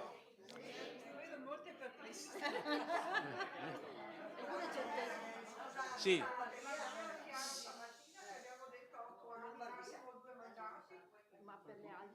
Per le altre figure. La segreteria. Segreteria Coordinatrice. e coordinatrice. La 7ª domanda: è incompatibile essere componente del Consiglio Generale Territoriale FNP ed essere nel direttivo provinciale di un partito? Vero. Chi ha svolto mandati elettivi a livello comunale può essere rieletto alle cariche sindacali non prima di 1 anno dalla cessazione del suo mandato? Vero, avevo detto 1 anno comunali, 2 anni, 3 anni. Ok. Per essere eletti nel Consiglio Generale FNP territoriale occorre essere iscritti all'FNP da almeno 6 mesi? 2 anni alla CISL. Allora, 2 anni alla CISL, essere in regola, quindi al 31 dicembre dell'anno precedente, all'atto delle elezioni, e aver pagato la tessera, essere in regola nei contributi. Ok? Falso, falso. Al raggiungimento del 74° anno di età, i segretari territoriali FNP concludono il mandato congressuale e decadono al congresso successivo? Allora è falso? È falso? Io faccio i 74 anni domani, esco dalla segreteria, mi sostituiscono dentro 15 giorni. Punto? Quindi è falso.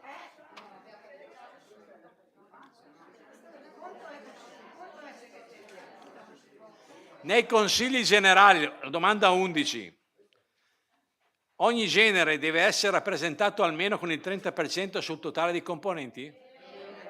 Qui ho sentito bene. Ogni consiglio generale FNP elegge la propria segreteria dopo il congresso, nel primo consiglio utile. Essa resta in carica per 4 anni e non può essere sfiduciata per tutto il mandato. Falso. Si raccolgono le firme e si fa la sfiducia al segretario o alla segreteria.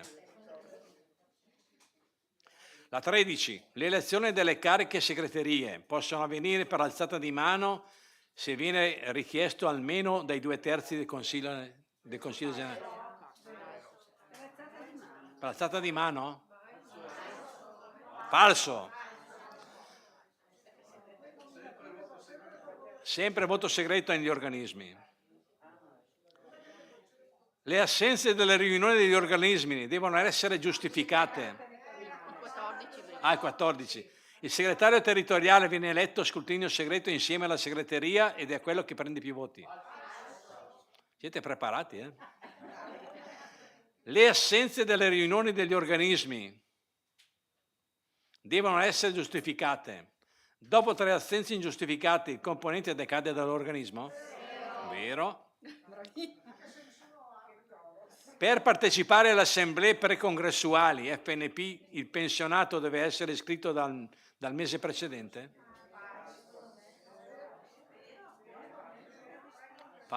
Falso.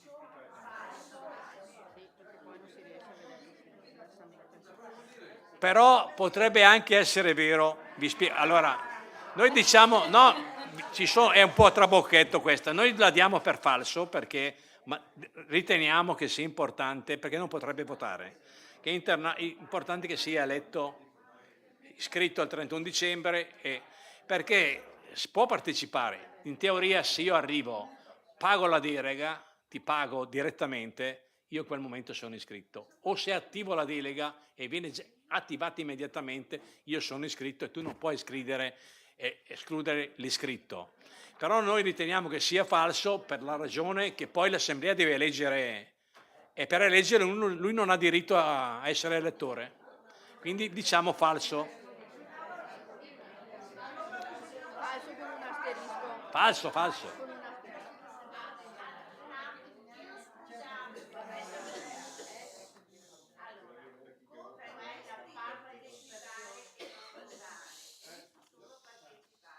Sì. È la stessa osservazione che volevo fare io. Se qua c'è scritto per partecipare, a me basta che l'iscritto comunque mi faccia vedere anche il suo pezzo di carta, è regolarmente iscritto e può partecipare all'assemblea precongressuale. Ma se leggiamo nel regolamento, sì, è una giusta osservazione, ma se leggiamo, l'ho detto anch'io che io non lo farei partecipare, se noi leggiamo però il regolamento di attuazione ti dice che devi essere iscritto al 31/12 e nello svolgimento delle assemblee precongressuali. Per quello. È una domanda trabocchetto, però io personalmente se uno si iscrive non lo escluderei, gli dico che non può votare, punto. Però in questo momento è una domanda trabocchetto. Ne abbiamo ancora 2. Al congresso regionale i segretari territoriali vanno di diritto senza dover essere eletti come delegati? Falso. Perché possono partecipare, il consiglio uscente può partecipare, ma non come delegato.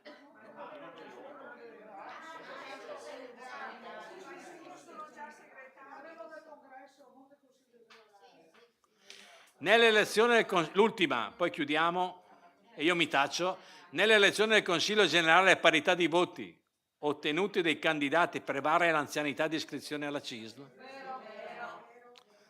Tutti convinti? Vero. Io vi ringrazio per la pazienza e passo il testimone alla Liliana.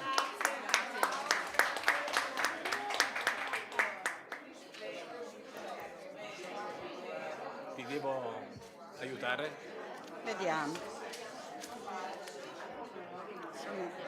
Vai, vai. Sì, no, li stanno. Siamo nei tempi? Via. Perfetto. Perfetta. Tu ci pieghi. I tempi sono perfetti.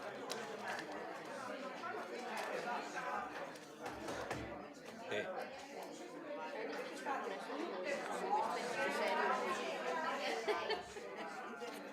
Questa te la posso lasciare, che tanto c'è scritto Veneto. Una copia Marina.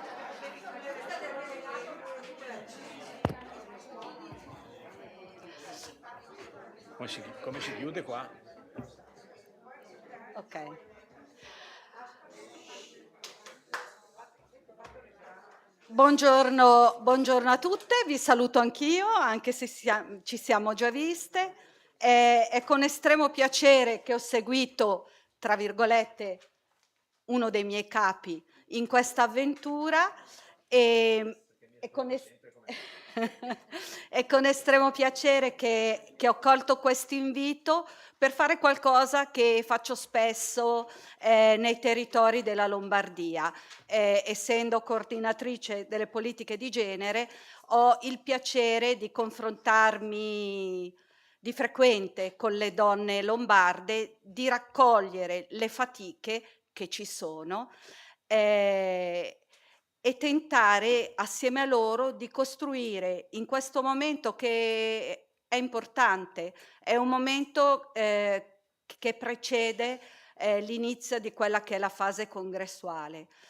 Da gennaio, immagino qui come da noi, ci saranno le assemblee precongressuali nelle RLS e quello che dico sempre, è vero che noi da statuto abbiamo questo 30% che a qualcuno risulta indigesto, che qualcuno vorrebbe diventasse il 50%, che qualcuno vorrebbe non ci fosse proprio per niente, però grazie a questo 30% noi abbiamo la possibilità di partecipare, di esserci. Però è fondamentale, e io lo dico sempre, che questo 30% sia pieno di contenuti, di buone intenzioni e di presenza.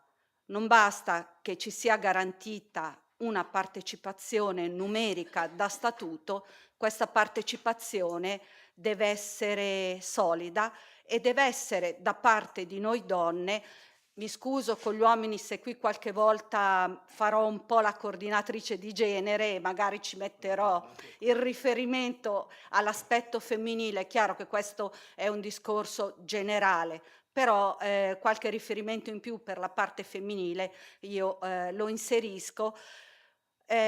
Voglio dire, la dobbiamo sfruttare perché questa è una grande opportunità. La presenza femminile all'interno dell'FNP non è scontata, è qualcosa che ci siamo conquistate dal 1950 in poi con anche tante lotte e quindi credo che noi dobbiamo, per rispetto a chi ci ha preceduto, ma anche per attenzione a chi verrà dopo di noi, perché è stato scritto un bellissimo libro in Lombardia da Aldo Carrera e da Adriana Coppola, che è la nostra formatrice regionale, che si chiama Ponti Invisibili, dove si racconta la storia delle donne, magari è arrivato anche da queste parti.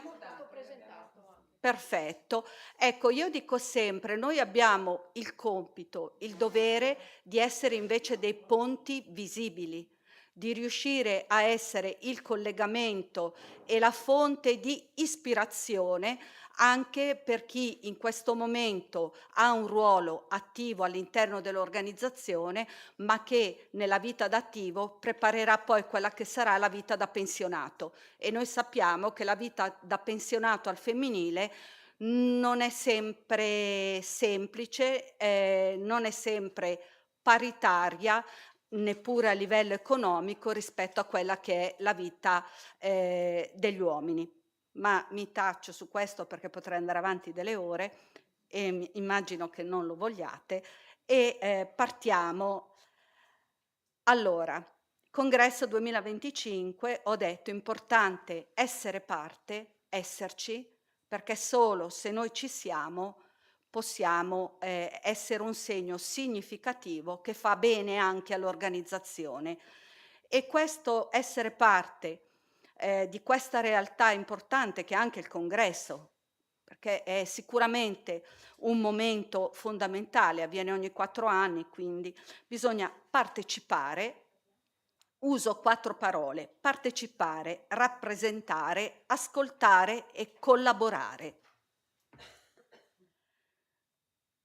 Gli organismi sindacali, abbiamo detto, no? La CISL, parlo della CISL, ovviamente che la matrice è un'associazione, noi siamo insieme, lavoriamo gli uni per gli altri, nessuno di noi si è associato, non è il club dell'uncinetto o la bocciofila, è un'associazione che ha una natura sociale. Noi ci occupiamo delle persone, dei bisogni delle persone che vivono in una società. Quindi abbiamo un ruolo fondamentale anche di rappresentanza. Noi queste persone le dobbiamo rappresentare. E parto, siccome stamattina ne avete visti pochi di articoli, adesso ve ne faccio vedere un altro. E beh, perché io no, cioè tu solo lui. Un articolo vero.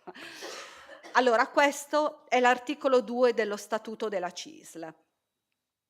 Ve lo leggo, lo vedete. La Confederazione Italiana Sindacati Lavoratori si richiama e si ispira nella sua azione a una concezione che, mentre vede la personalità umana naturalmente svolgersi attraverso l'appartenenza ad una serie organica di comunità sociali, afferma che il rispetto delle esigenze della persona debbano ordinarsi società e Stato. Allora, dentro qui è condensato un pensiero di natura culturale fortissimo. Questo è uno dei fondamenti della nostra vita associativa. Vengono ripresi i capisaldi del nostro stare insieme: rispetto alla personalità umana, l'appartenenza, ma non un'appartenenza a caso. Noi siamo inseriti in una società, siamo delle comunità sociali, perché nessuno di noi è all'interno di questa organizzazione per portare avanti i propri interessi. Siamo all'interno dell'organizzazione per portare avanti un interesse che è un bene comune, ma di base di questo bene comune c'è il rispetto della persona. Questo e le esigenze della persona, l'attenzione alle esigenze della persona.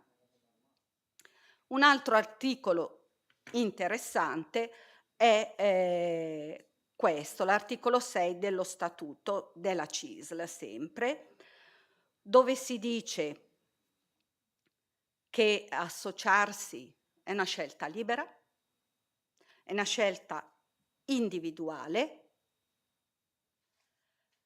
e soprattutto è una scelta che parte da una condivisione di base di principi e finalità. Perché associarsi, di associazioni ce ne sono tante, per 1000 motivi, hanno finalità le più svariate, ma quello che c'è all'interno di questi 2 articoli dello Statuto ci identifica, è quello che siamo noi come organizzazione. E chiaramente, l'ha detto prima anche Onesto nella sua presentazione, noi siamo iscritti e abbiamo dei diritti e dei doveri. Abbiamo il diritto-dovere di partecipare. Non basta essere iscritti, ma bisogna avere anche il valore, il senso che questa iscrizione ci porta a essere coinvolti. Vi ho riportato qui alcune frasi dette non da me, ma da alcuni, tra virgolette, docenti che hanno frequentato anche il centro studi, che hanno scritto, che hanno collaborato e collaborano tuttora con la CISL e con l'FNP. Bisogno di far parte di una comunità. Noi stiamo bene all'interno della FNP perché ci sentiamo di condividere con gli altri un valore di base, un progetto. Sappiamo che le esigenze di uno diventano esigenze del gruppo e il gruppo se ne fa carico. Questo crea appartenenza. Io mi sento di appartenere a un gruppo nel momento in cui in questo gruppo, quando porto le mie esigenze, le sento condivise anche dagli altri. Ma abbiamo anche un limite. Noi, se volete, ce l'abbiamo anche doppio data l'età, che è quello della pigrizia mentale. Si fa fatica, quante volte capita, penso anche a voi, di ma sei sempre fatto così. Quindi la fatica di andare oltre. In un'organizzazione non ce lo possiamo permettere più di tanto e quindi qui diventa di vitale importanza, fondamentale, la formazione che ci aiuta a comprendere anche meglio la realtà in cui siamo inseriti, quello per cui le donne combattevano negli anni 50 non è lo stesso per cui adesso le donne stanno combattendo o dovrebbero combattere. Chiaro? È diverso.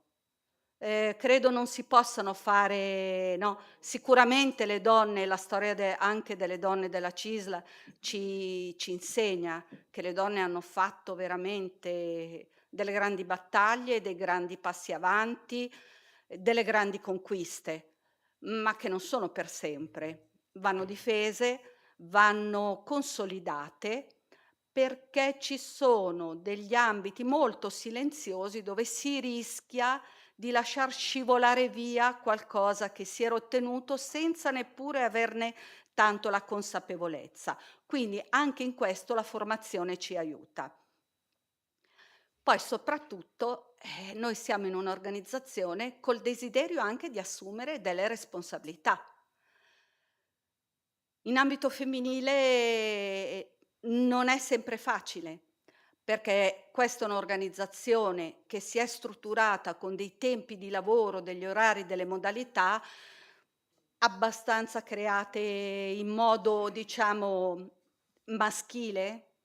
E forse qui la presenza sempre più numerosa della parte femminile dell'organizzazione aiuta anche la parte maschile ad avere uno sguardo diverso sulla qualità della vita, che non è fatta solo di tempi di lavoro dilatati, perché più si è presenti, più si è efficienti, ma forse noi riusciamo anche a dimostrare, essendo, come dire, vivaci, pragmatiche, concrete, che si può anche fare bene stando presenti sul posto di lavoro qualche mezz'ora in meno. Non cambia la qualità del lavoro. Io devo dire, ho combattuto una vita da lavoratrice part-time nel tentare di dimostrare che anche chi lavora part-time è efficiente, lavora bene, perché in azienda purtroppo l'efficientismo era legato alla più ore stavi, più bravo eri, se stavi poco. Ecco, alle volte lo si riscontra anche nell'organizzazione, quindi credo che qui noi abbiamo un grande ruolo, quello di poter portare un punto di vista che non è meglio, che non è peggio, è diverso e è complementare a quello maschile. E come dice Massimiliano Colombi, che è un docente, se vi capiterà di incontrarlo, credo vi appassionerete al suo modo di tra virgolette, insegnare, la partecipazione non è uno stato d'animo, ma è concretezza della vita, di vita. E chi meglio di noi che siamo costrette dalla vita a assumere 3000 sfaccettature nell'arco della giornata perché, siamo oneste, quello che ci viene chiesto è sempre di più di quello che si chiede agli uomini. Per cultura dovremmo fare uno sforzo veramente grande per, piano piano superare quelle che sono delle disomogeneità. Ecco.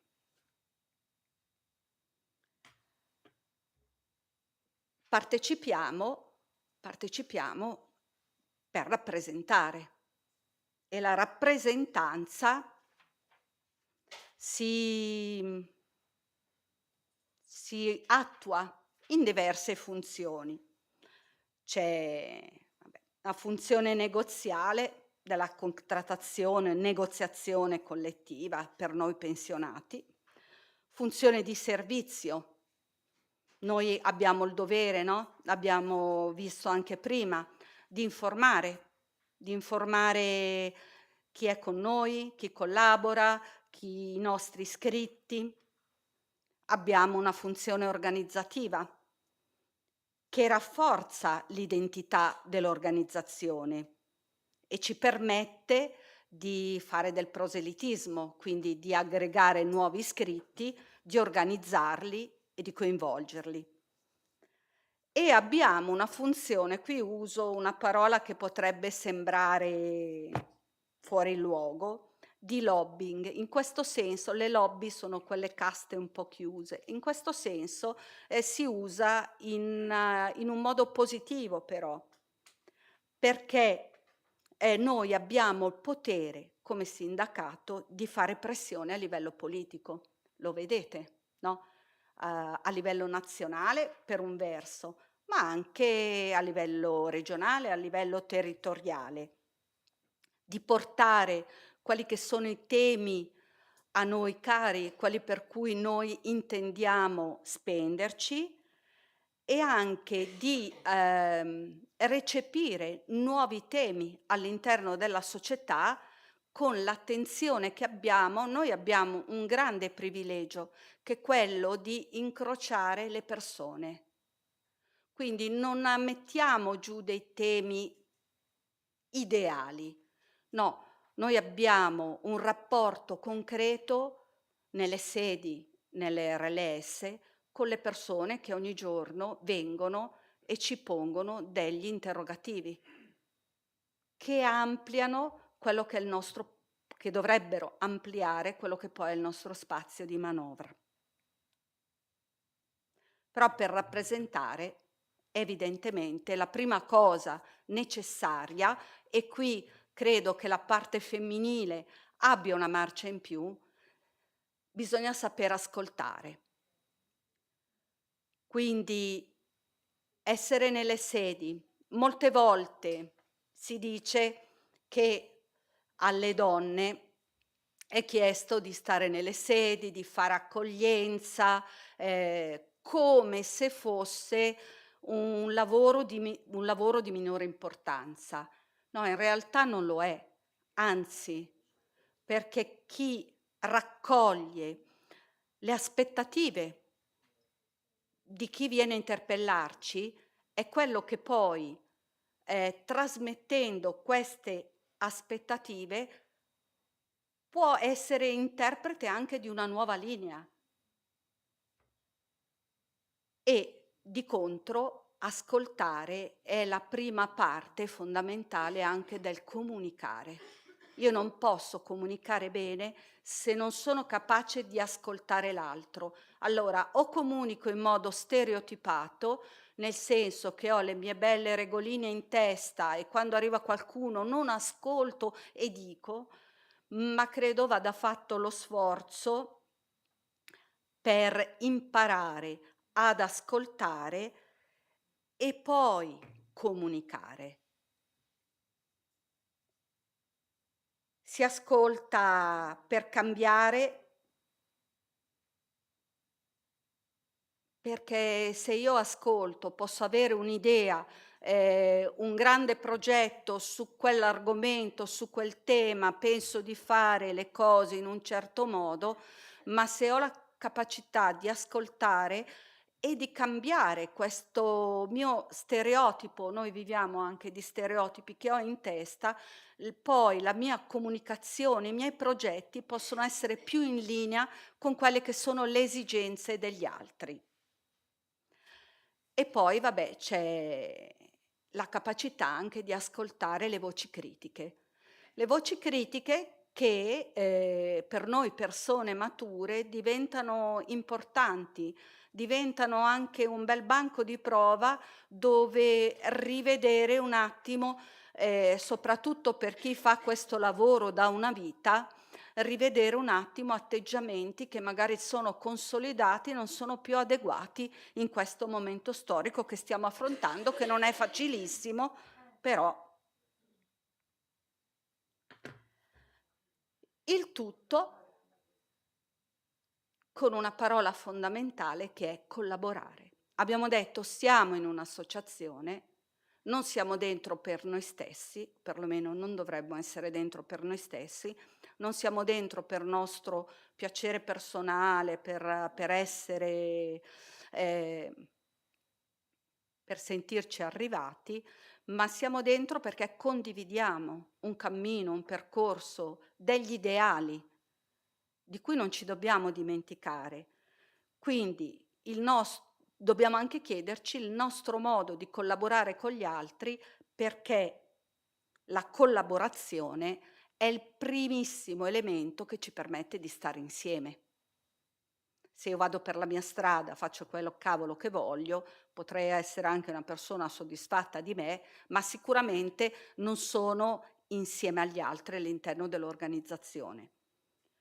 Quindi chiederci che tipo di collaborazione noi mettiamo in atto nei ruoli che rivestiamo con le altre persone. Io potrei essere una persona che si sente obbligata per mia formazione mentale e dico sono qua, ho davanti 50 persone, chiaro, devo collaborare.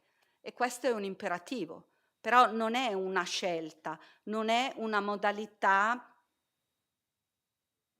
che costruisce. Molte volte è una modalità che non tiene conto dell'ambiente che mi circonda. Ho in testa le mie regole, abbiamo visto, no? Ci sono regole anche precise e io dico, signori, allora questa è la prima riunione, si fa B e C, tu fai A, tu fai B, tu fai C, siamo un gruppo, lavoriamo e questa potrebbe essere una forma che io intendo di collaborazione che molte volte riscontriamo, perché c'è anche chi è molto efficiente, ci sono delle regole precise, seguiamo le regole. C'è chi la collaborazione ce l'ha un po' nel DNA, però diciamo, io sono il capo, ti dico cosa devi fare, tu lo fai, tu stai collaborando con me, perché se io ti ho detto guarda devi aprire la sede alle 7, tu la apri alle 7, collabori. Però diciamo che è più una modalità manageriale e anche qui poco attento a cosa c'è intorno.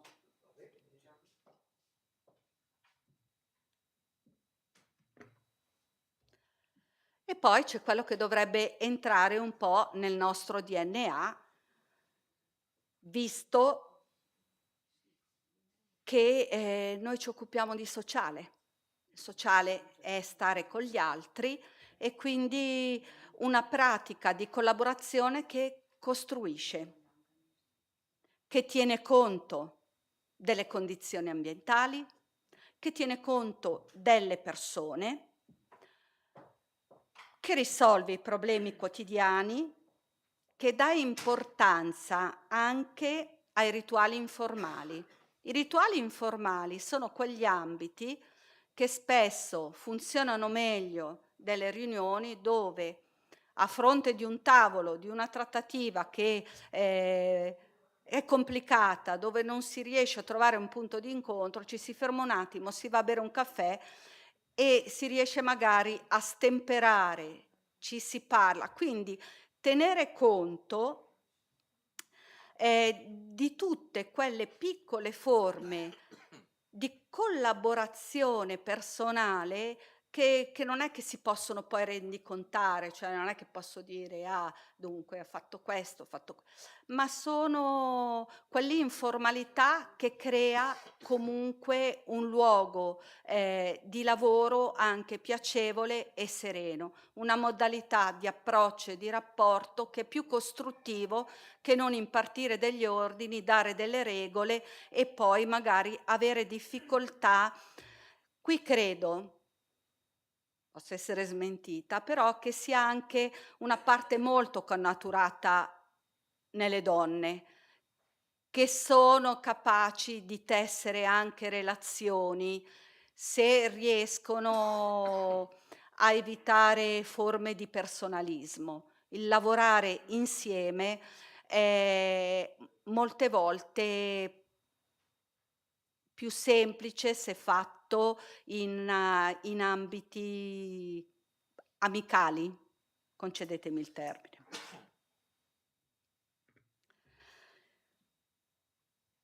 E quindi c'è un'immagine qui, un'immagine che ci rappresenta un po', no? Ciascuno di noi ha un filo e ciascuno di noi ha un colore, ha una modalità, ha delle capacità che prese singolarmente probabilmente non fanno sempre un tessuto resistente, però intrecciamoli tutti questi fili diversi, creiamo una... C'era anche il tema, no? Cioè nodi di relazione, diceva l'ultimo congresso. Ecco, qui sono nodi di persone che si intrecciano con i loro pregi, i loro difetti, ma che questo intrecciarsi, questa collaborazione serve a raggiungere poi i risultati che ci interessano, richiede cura e attenzione, ovviamente, non è una cosa automatica, è sensibile a fattori interni e anche esterni. I fattori interni sono i caratteri, l'emotività delle persone, quindi la capacità di cogliere che una persona può sembrare scorbutica, ma magari è solo timida. Quindi anche questa attenzione a centrare veramente la persona, no? La CIS, uno dei principi fondanti è la centralità della persona. Ce ne dovremmo ricordare anche quando collaboriamo insieme. La collaborazione non è una cosa immediata, bisogna conoscersi, bisogna frequentarsi, bisogna lavorare insieme e quindi c'è bisogno di tempo. Non è una cosa che tu dici, ah, perfetto, adesso abbiamo creato un bel gruppo, è fatta, perché intervengono anche fattori esterni, quindi è un lavoro che prosegue costantemente nel tempo. Io dico, abbiamo una grande opportunità, quella del congresso. Abbiamo una grande opportunità come donne, ci sono degli articoli precisi all'interno dello statuto, magari li abbiamo visti un po' velocemente, però il fatto di esserci è fondamentale. Non possiamo pretendere degli spazi se noi poi non li abitiamo.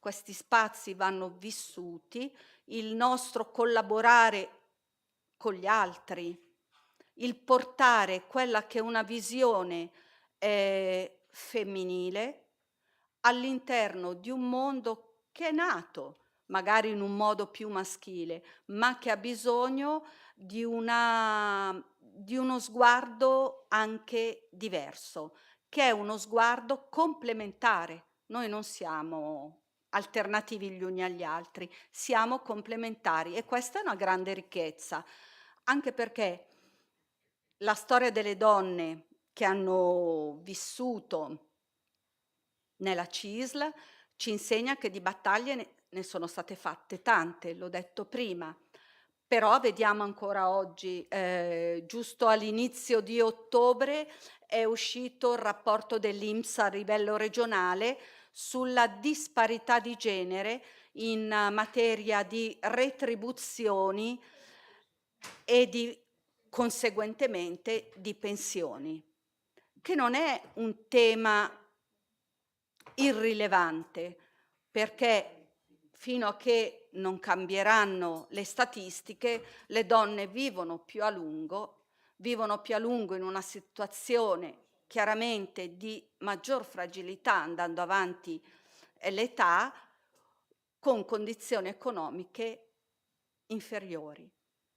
Questa è una battaglia concedetemi, di civiltà che dovremmo fare all'interno dei nostri coordinamenti, all'interno dell'FNP, perché è una battaglia concreta che noi potremmo fare sul territorio, nella negoziazione sociale, per trovare quelle forme di compensazione rispetto a una disparità generata in epoca lavorativa. E di contro, in uno scambio intergenerazionale che è fondamentale, aiutare le nuove generazioni, scusate, le donne che in questo momento sono attive, ma anche il futuro, cioè i nostri figli, i nostri nipoti, a livello pensionistico non saranno messi come noi. Quindi aiutare noi che abbiamo le competenze, le conoscenze, aiutare a arrivare preparati a una realtà di vita che poi ci vede tutti fragili allo stesso modo, più o meno. Invecchieremo tutti, si spera, invecchieremo con una serie di condizioni le cui basi le mettiamo però nel presente. Quindi non ci potranno pensare tra 30 anni i nostri figli quando avranno magari la nostra età. Quindi questa credo sia un'altra delle cose dove noi ci possiamo grandemente spendere.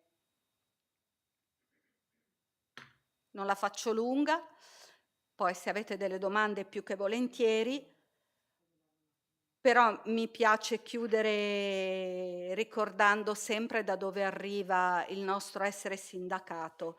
Arriva dal greco e vuol dire insieme con giustizia.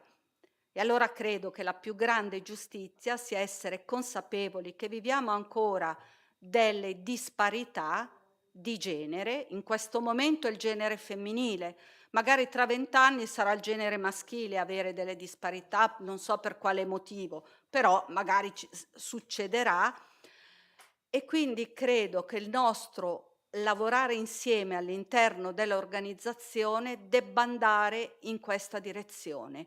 Collaboriamo insieme per una giustizia, un'equità che non è solo all'interno dell'FNP e della CISL, ma che abbia poi una ricaduta nel sociale.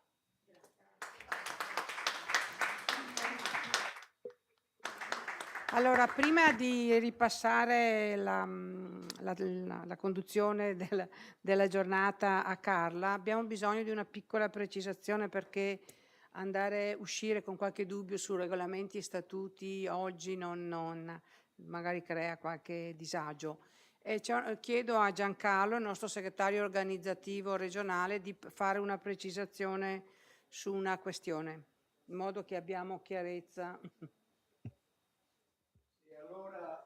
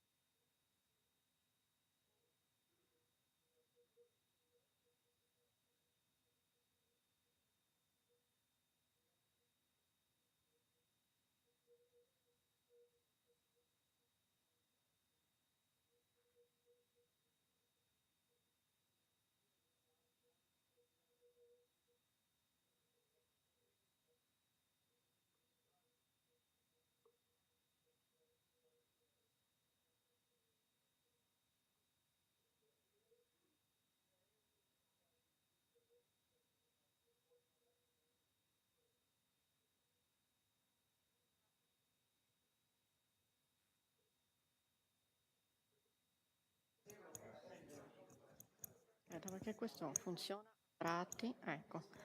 Bene.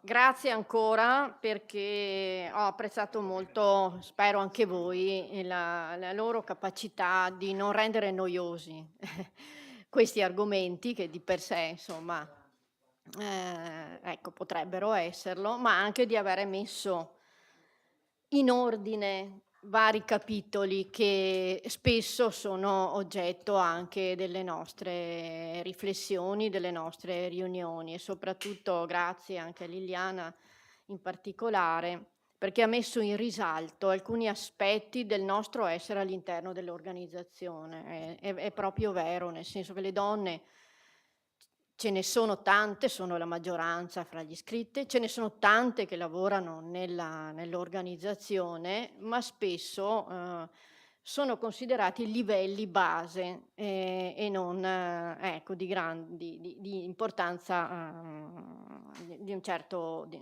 livello. Invece sono proprio le radici da cui attingiamo la linfa del contatto con le persone, no, e che poi possono essere trasmesse, possono diventare azione politica, pensiero politico, ecco. Quindi, mi è piaciuto proprio anche questo aspetto, questo sottolineare, il nostro impegno, nell'organizzazione che dovrebbe trovare maggiore valorizzazione, ecco.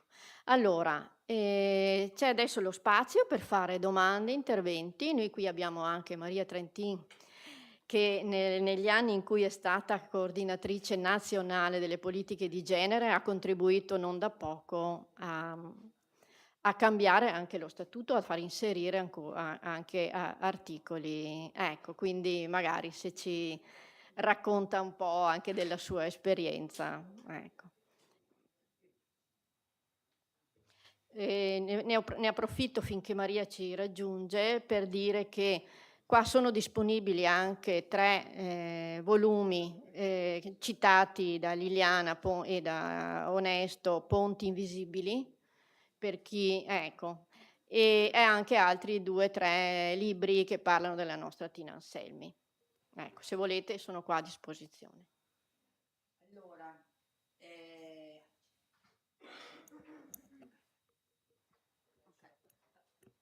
72-73, quindi un po' di anni fa.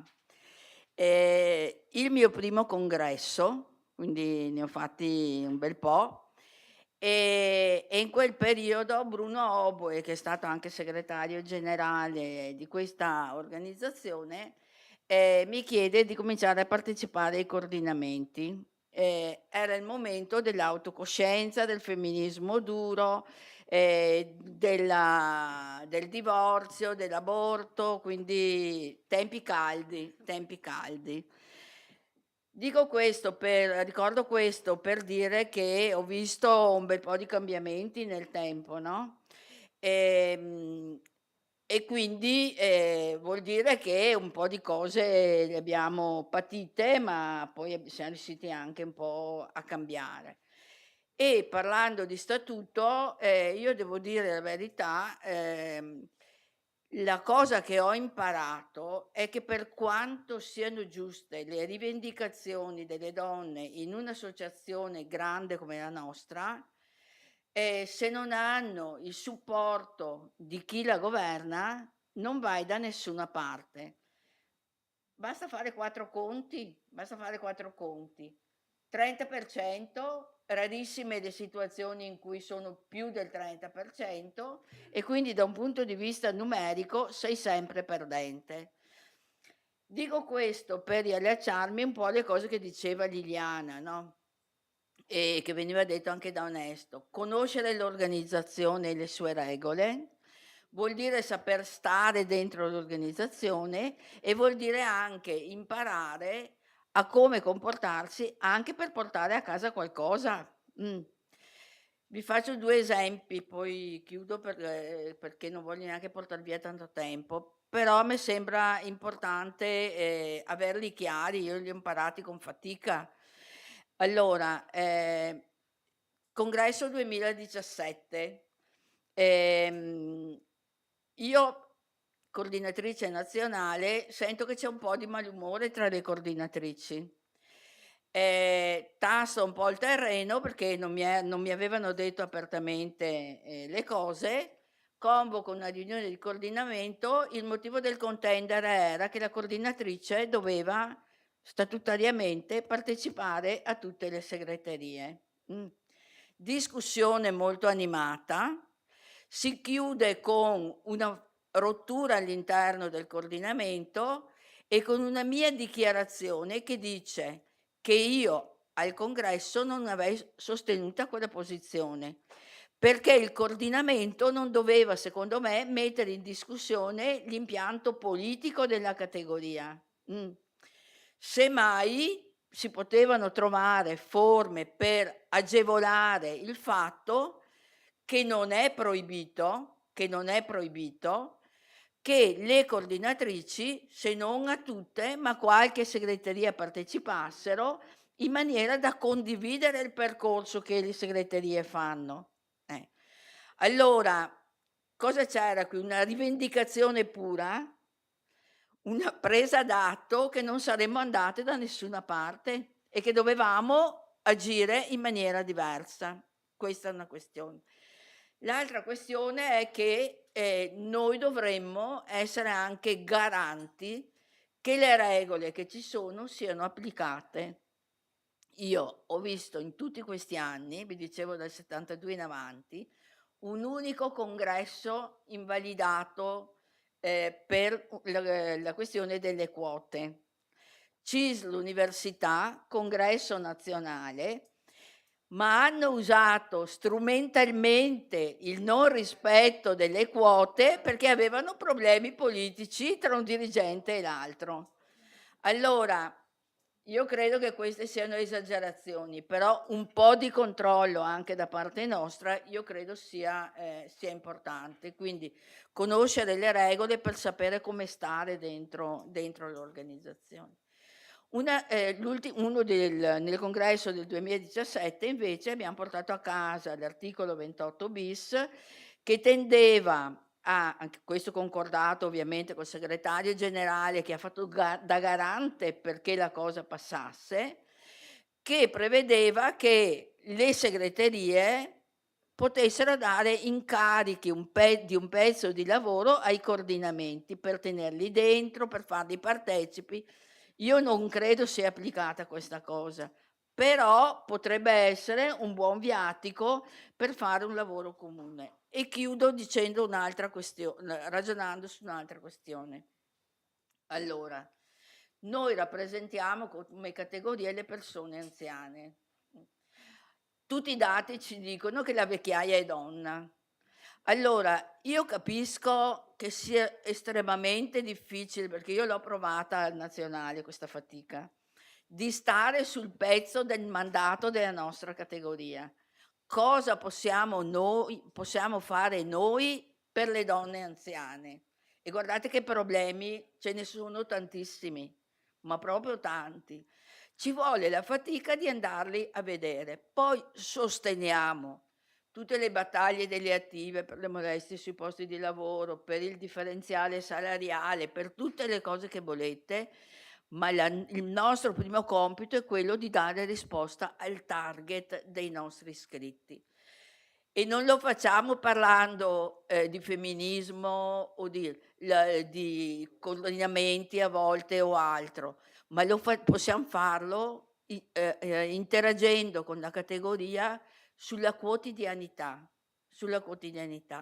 Vi invito a leggere Non ci sono piccole storie, che è un libro molto facile da leggere e vi dimostra come le azioni dei singoli siano testimonianza del cambiamento della storia. Quindi ecco, noi vorremmo provarci, dovremmo provarci.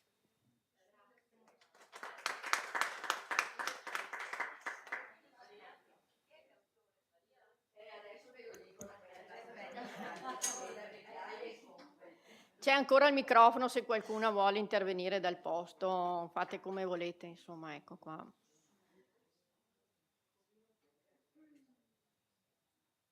Gilberto, c'è ancora il microfono? Sì, si può utilizzare? Sì. che Liliana vi abbia dato molti spunti. Posso dire io quello? Cema.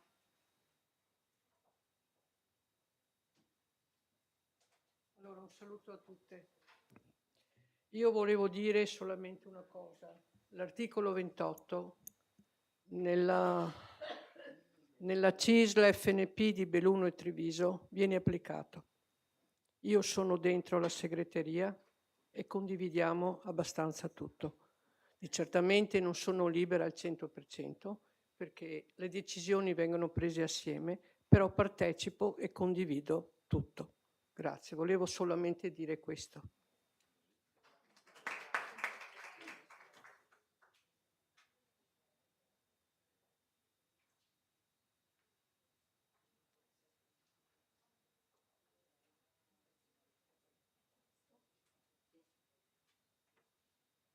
Hai coraggio, non può essere che non ci sia niente.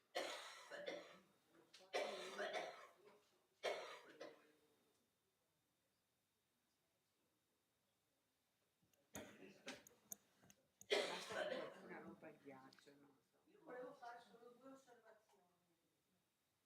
Uno, mi ricollego all'inizio, cioè alle donne è sempre chiesto di più. Quindi anche fare la RLS, come nel mio caso, è sicuramente più faticoso che non gli altri colleghi.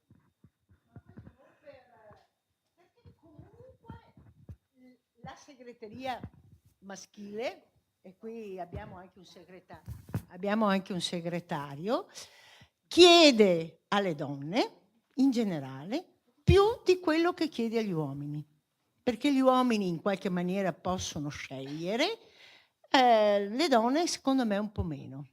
E se volete approfondiamo anche questa osservazione. Sì, la seconda cosa è una parte, come poi, nella nostra organizzazione la parte emotiva è assolutamente poco sviluppata. Non perché le donne sono più fragili, piangono più facilmente, ma perché le donne molto spesso si prendono più carico dei problemi delle persone. E questo, come posso dire, lo verifico quasi tutti i giorni nella mia esperienza di agente sociale, questo per dire che appunto prima si era affermato che gli RLS dovrebbero, vabbè, molto spesso vieni coinvolto e a volte fai fatica a trovare risposte, come posso dire, sociali. La parte emotiva, cioè il fatto che vengono tante persone che parlano tanto, voi non credo sia un po' esperienza di tutte, no? Che quando veniamo avvicinati da persone, soprattutto di una certa età, starebbero lì ore a raccontarti, no? Il discorso della biografia che si faceva prima, che è un dato importantissimo per ascoltare i bisogni delle persone, perché sono le storie che poi danno, ecco. Io credo che questo, come posso dire, questo talento che abbiamo come donne in generale sia poco sfruttato, non so come usare una parola diversa, e anche poco considerato, e anche poco, come posso dire, valutato. E dopo è una cosa, io faccio un discorso da, non so se posso definirmi femminista, ma comunque sono tanti anni, fin da giovane, che mi occupo di questione femminile. Il discorso che tra di noi non riusciamo a fare squadra è una cosa che io ho vissuto in tutta la mia esperienza politica e sindacale. Noi non riusciamo, ma non perché una donna debba votare donna, io non sono convinta di questo, sono convinta che una persona deve valutare sia sindacalmente sia civilmente il valore delle persone che vuole indicare, ma perché, come posso dire, tra di noi nasce una competizione che non è una competizione di squadra, è una competizione individuale. E questo è il nostro grande limite. Io almeno mi sento di condividerlo ed è un limite anche interno. Ecco, mi fermo qui.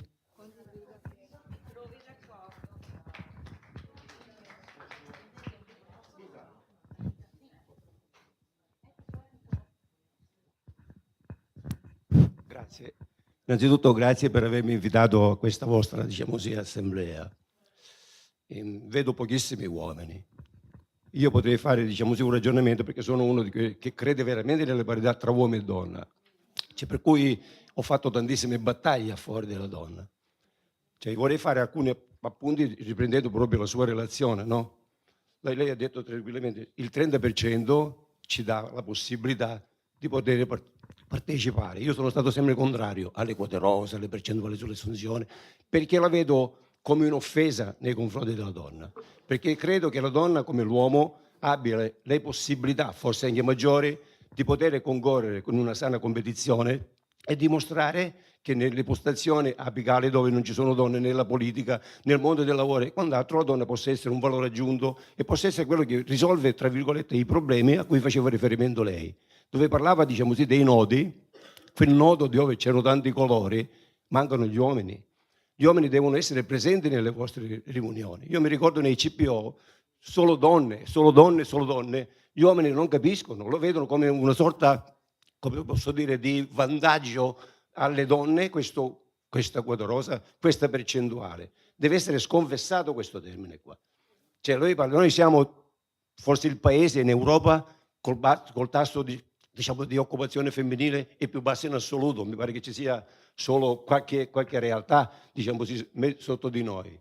Se questo qua aggiungiamo poi che il 41% degli occupati in Italia, diciamo così, il 30% ha il part-time, capisco bene che poi le persone, diciamo così, tra i privati che dicono una roba e poi ne razzolano un'altra, la nostra Costituzione che dice una roba e poi ne razzola un'altra, cioè questa parità la raggiungeremo fra 500 anni.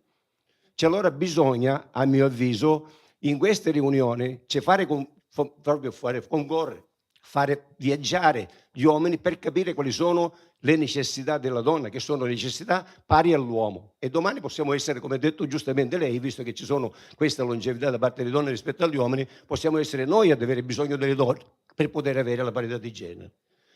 Io, quando si parlava di, che so, il nostro sindacato, no, prima diceva, devono essere 3 in segreteria. Io mi ricordo che nella mia segreteria ce n'erano 3 di persone. C'era una convocazione nazionale, 2 per territorio, di cui una era donna. Facevamo gare, una volta uno, una volta l'altro che doveva andare. Noi abbiamo superato questo aspetto facendo a 4 con 2 donne, in maniera tale che avevamo la possibilità di partecipare sempre e comunque con 4 persone, andando contro anche quello che regolano le regole, diciamo così, nazionali. Cioè, se vogliamo veramente fare un passo, diciamo così, avanti verso questo, dobbiamo coinvolgere gli uomini, perché gli uomini ancora, la nostra società, ripeto benissimo lei, è una società maschilista. Tantissimi lavori ancora, diciamo così, non digeriscono la presenza delle donne. Dobbiamo essere noi, attraverso anche il vostro coinvolgimento, fare capire agli uomini che questa cosa è necessaria anche per il bene della nostra stessa organizzazione, della nostra stessa società.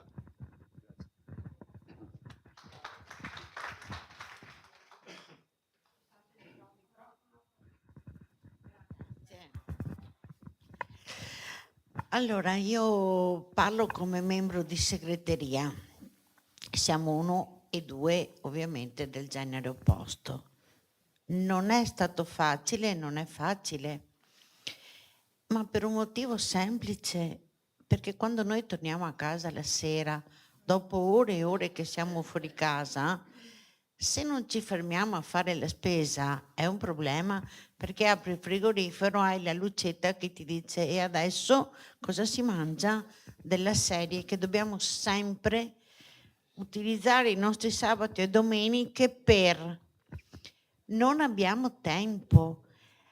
Far parte di una segreteria FNP ti rode, nel senso di consuma, perché le energie da spendere sono tante, perché i territori sono grandi, perché devi dare delle risposte, perché devi partecipare, perché devi essere rappresentativa, perché devi stare sul territorio, e stare sul territorio vuol dire anche partecipare alla vita politica di quel territorio. Se poi sono 2, uno o si droga o rinuncia. Non abbiamo tante possibilità, è tanto difficoltoso. Però, e c'è un però, è anche vero che tante volte ci manca la e uso una parola forte, competenza politica per entrare in merito a tante questioni. Io faccio un atto di umiltà e dichiaro che quando sono entrata all'interno dell'FNP mi sembrava semplice. Ho fatto per anni la segretaria della scuola, con la differenza che della scuola conoscevo quasi tutte le norme. Qua l'FNP è trasversale a ogni universo mondo e mi sono trovata in forte difficoltà. Per contro avevo un segretario generale che è conosciuto, come che diceva qualcuno, dalle Alpi alla Sicilia, e aveva un background non indifferente, e io tante volte accettavo senza entrare nel merito perché non conoscevo, perché non sapevo. Quindi oltre alla difficoltà del quotidiano dovevo anche andare alla ricerca di quei contenuti che non mi appartenevano. Non è facile, perché comunque il discorso dell'inizio, devi fare la spesa, preparare la cena, lavare, stirare, un minimo di vita sociale, familiare ci dovrebbe essere. Allora, forse dovremmo smetterla di voler essere multitasking. Forse dovremmo anche avere il coraggio di dire: io arrivo fino a qui. Datemi delle competenze, in base alle mie competenze, delle deleghe necessarie a. Non possiamo essere dappertutto, ma è giusto che ci siamo, perché quella parte di femminilità che è legata alla sensibilità, all'ascolto, all'empatia, noi ce l'abbiamo, e l'altro genere molto meno, è molto più rigoroso rispetto a decisioni da prendere anche importanti, ma magari d'impulso, che si potrebbero comunque discutere di più, sentire meglio, e non è facile. Sono stati degli anni impegnativi, quindi ecco, questa come testimonianza proprio personale.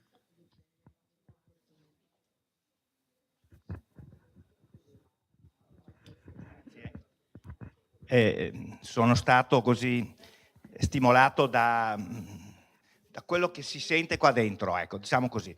E io vorrei un attimo essere abbastanza sintetico, ma esprimere un pensiero. E credo che ho dentro da tanto tempo, che però questa occasione è speciale e pertanto lo dico. Ecco, io sono nato in una realtà di campagna, povera campagna, dove alle donne si sapeva riservati tutto quello che era di più difficile: essere madre, essere educatrice, essere lavoro, perché finito non avevano ore, gli uomini si riposavano, le donne invece lavoravano.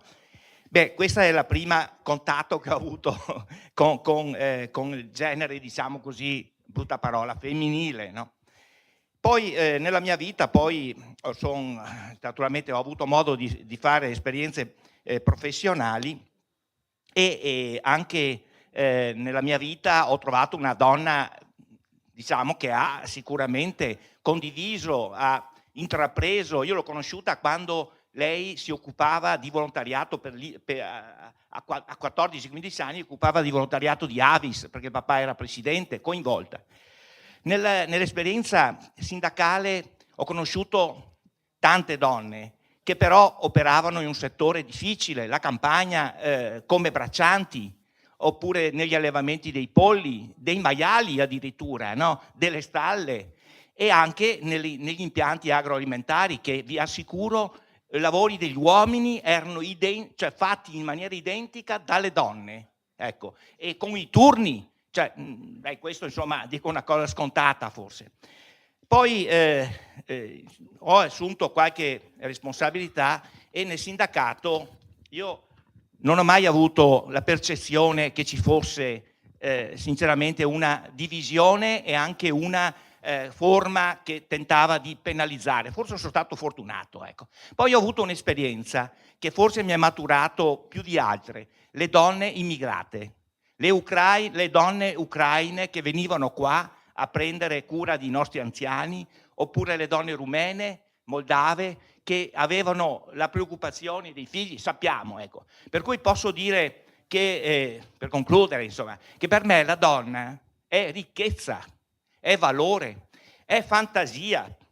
E credo che questo sia anche un patrimonio che il sindacato deve tenere ben, diciamo, stretto, perché è acquisito. E anzi, siamo insieme per lavorare per potenziarlo e valorizzarlo. Grazie.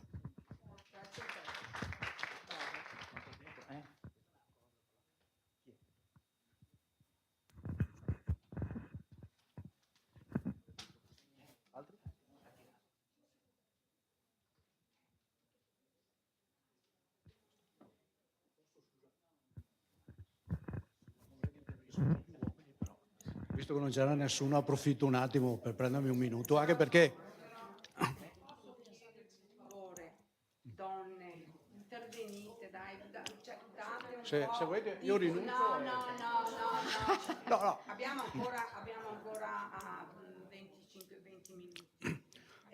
Io ho bisogno, noi abbiamo bisogno di sentire anche le vostre voci, perché il valore, quanto bravi siamo, quanto valiamo, dai, lo sappiamo, non ce lo dobbiamo, no, aspetta un attimo, va. Fuori onda. Però noi abbiamo bisogno di sentire la vostra voce, va bene, le voci. Vi chiedo 3 minuti, 2 minuti, interventi flash, fateci avere un ritorno, fateci avere un feedback, perché poi noi possiamo e dobbiamo lavorare per voi, però insieme con voi. Adesso tu puoi... No, io intanto ringrazio per questa occasione, perché io penso che le questioni che in questo caso qua, come dire, di cui si fa carico in questo caso la componente, diciamo così, tra virgolette femminile, scusate, la dico così per farmi capire meglio, siano questioni che interessano trasversalmente tutti quanti. Cioè, noi dobbiamo, secondo me, lavorare per convincerci che fare passi in avanti in questa direzione conviene a tutti. E mi spiego anche un attimo meglio. Ho molto apprezzato l'impostazione della giornata, perché da una parte dentro la CISL, secondo me, dovrebbero essere di più le occasioni in cui discutiamo anche di regole, perché abbiamo avuto dei problemi anche in passato. Anch'io non sono giovanissimo, no? E quindi ho visto diverse cose, ho svolto diversi ruoli dentro l'organizzazione e abbiamo avuto dei problemi perché magari a volte ci mancava l'ABC, no? Non avevamo letto bene le regole o nessuno ce le aveva spiegate, perché poi non è che come dire, no, diventiamo imparati così per caso. E poi invece c'è la parte, diciamo così, valoriale e anche di mission, che è la seconda parte, essere parte. Questo non riguarda solo le donne, questo riguarda anche gli uomini. Vengo da una discussione di qualche giorno fa in un convegno in cui si discuteva cosa vuol dire fare i sindacalisti oggi. No, vuol dire sicuramente rispondere anche a dei bisogni diversi, ma siamo in grado di dare delle risposte. Io potrei fare una metafora che è quella dei genitori, no? Cioè, i miei genitori venivano da una generazione dove imparavano in qualche modo a fare i genitori, perché avevano davanti un padre che per 40 anni faceva lo stesso mestiere, la madre che probabilmente faceva a casa, insomma, avevano una corte, no, dove c'erano i nonni, eccetera. Un po' la tradizione, un po' però no, si impara. Oggi sono i figli che ci imparano, che ci insegnano a usare il cellulare, voglio dire, non è che, cioè, no, è tutto, non abbiamo più, come si può dire, la detenzione della conoscenza, no? Perché è un mondo completamente cambiato. Io credo che dobbiamo, come dire, lavorare per impadronirsi di questa conoscenza, che presuppone il fatto che dobbiamo prima di tutto capire che noi abbiamo bisogno di rinforzare le relazioni tra le persone, perché è lì. E per fare questo io credo che la maggior tutela che noi possiamo dare ai nostri iscritti, ai nostri associati, ma alla gente, ai cittadini, nelle comunità, sia quello di aiutarli a impadronirsi di questi elementi, anche di capire che probabilmente non sono in grado di dare risposte ai problemi delle persone, ma a volte basta mettersi a fianco delle persone. Se noi riusciamo a fare sta roba qua, sta operazione qua, e a portarla a ogni iscritto dell'FNP, noi abbiamo fatto un'operazione che rivoluziona il mondo. E la chiudo guardate cosa è successo con le elezioni americane. Cioè, le elezioni americane sono state vinte da uno che aveva in mano il potere e la conoscenza. aveva in mano, cioè l'informazione, L'informazione, diciamo, no, e quella quindi conoscenza, la possibilità, no, la conoscenza, no, Sì, sì. conosceva come funziona Sì, l'informazione, certo. aveva in mano gli strumenti e di fatto, come dire, l'ha trasformata in gestione del potere. Noi abbiamo una grande possibilità, secondo me, che è quella che, come dire, che attraverso la nostra attività possiamo trasferire questo potere distribuendolo, no? Cioè facendo sì che ogni singolo nostro iscritto, ogni singolo cittadino diventi detentore di strumenti che possono aiutare il suo riscatto, sostanzialmente, aiutare la sua crescita. Credo che su questo abbiamo un grande lavoro da fare e per questo siamo anche indispensabili, credo, come persone. Quindi grazie per l'iniziativa e anche per l'impostazione che secondo me coglie un po' questi due. Grazie Renato. Tina Cupani, mi hai provocato. E Sì, reagisco. sì. Allora io sono una sindacalista della CISL per gli attivi, ho fatto 35 anni al sindacato. Sono arrivata che eravamo 2 donne a Treviso, io e una donna della Filta, ve la ricordate, la Filta Tessili? Bene. Allora, tante volte non mi ritrovo con quello che dicono le donne. Gavemo il doppio lavoro, l'ho avuto anch'io per 35 anni il doppio lavoro. Sono mamma, sono moglie, però dipende un po' da noi individualmente.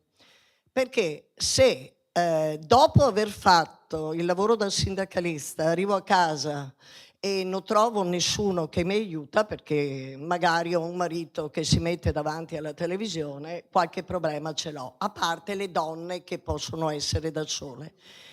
Io ho avuto problemi anch'io di assistenza di 2 persone anziane, perché i genitori li abbiamo un po' tutti, però ho anche ascoltato una sindacalista che devo sempre ringraziare, faccio il suo nome, che è la Leonardi, che un giorno mi ha preso a tu per tu e mi ha detto: Daniela, tu ti devi far aiutare, se no tu parti con la testa. Ed è quello che ho fatto. È quello che ho fatto, perciò Lorenza la posso sempre ringraziare, ma ho avuto modo anche di dirglielo. Sono d'accordo con l'intervento precedente, vorrei sapere come ti chiami, uomo, come ti chiami? Con Renato, quando dice noi dobbiamo essere vicini alle persone. Io è da poco che sono coi pensionati, molto poco, facendo 2 recapiti, è quello che ho pensato in molti anni. Allora, una persona che ha fatto la sindacalista, uomo o donna che sia, deve avere un cuore, deve sentirlo dentro il nostro missione, lavoro, come lo volete chiamare. Perciò mettersi vicino alle persone vuol dire non fargli solo le cose, ma piano piano insegnare a farle. È quello che dovremmo fare anche con i nostri figli, sai?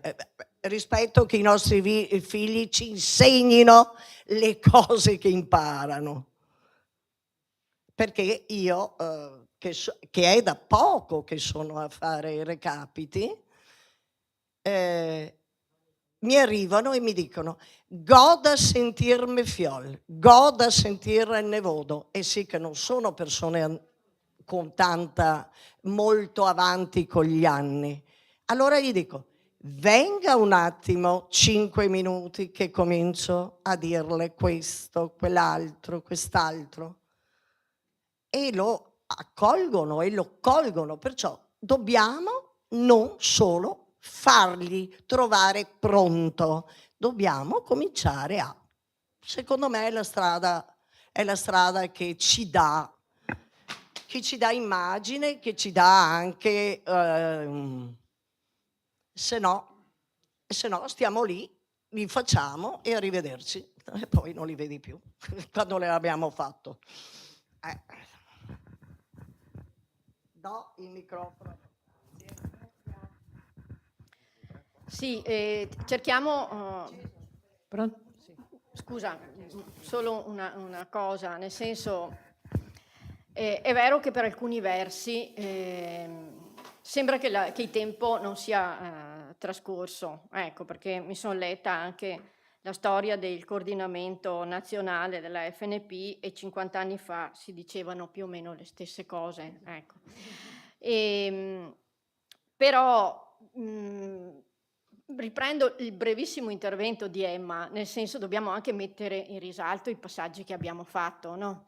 E quindi ci sono situazioni, ci sono territori dove qualche gradino in più si è costruito, si è raggiunto, ci sono territori dove la presenza delle donne è importante, ci sono donne, io ne ho conosciute a partire dalla mia provincia, insomma, di persone che sanno anche parlare di politica, non la vivono solo sulla loro pelle, ma sanno anche argomentare. Ecco, quindi mettiamo in evidenza anche i passaggi che abbiamo fatto. No? Sono d'accordo con Maria quando parla che il nostro compito primario è quello delle persone, delle donne anziane, perché effettivamente, anzi, sarà un problema che avremo anche nei prossimi anni, perché viviamo di più, appunto, e la solitudine, soprattutto delle donne, sarà un grosso problema. Però l'abbiamo visto anche quando abbiamo fatto quell'incontro sulla sostenibilità e quindi la necessità della partecipazione delle donne. A volte abbiamo anche perso qualche puntata, nel senso che non abbiamo trasmesso anche alle nuove generazioni queste conquiste che sono state fatte con difficoltà.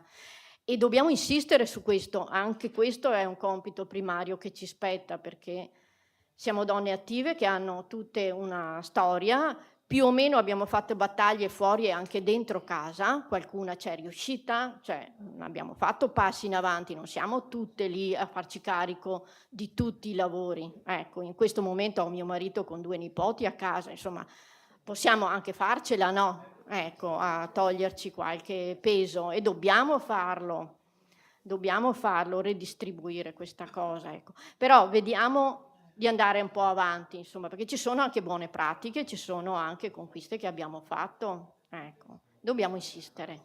Scusami. Problema.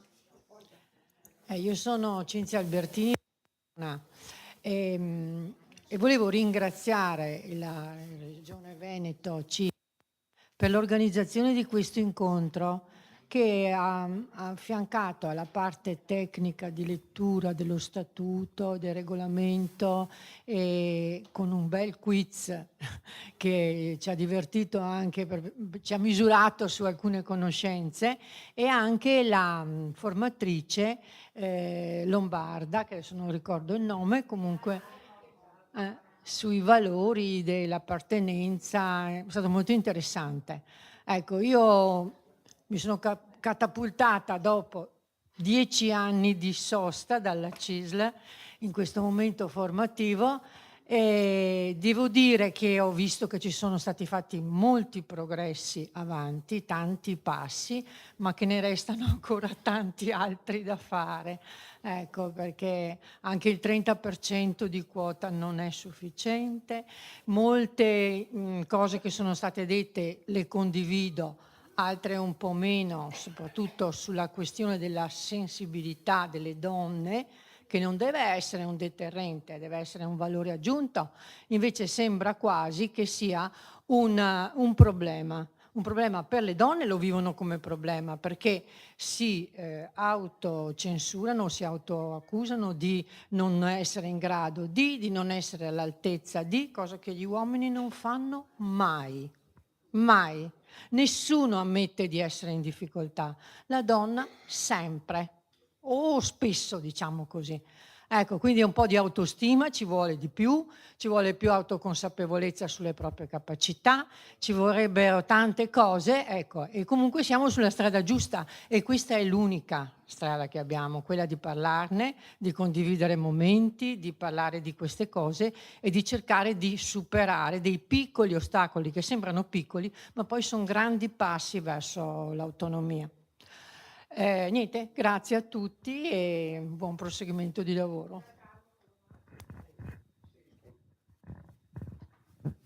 Solo velocemente per dare un senso anche a quella che voleva essere questa giornata e non per attaccare medaglie. Quando Carla ci ha proposto questo incontro, Carla è partita da una sua convinzione, ma perché ci conosce.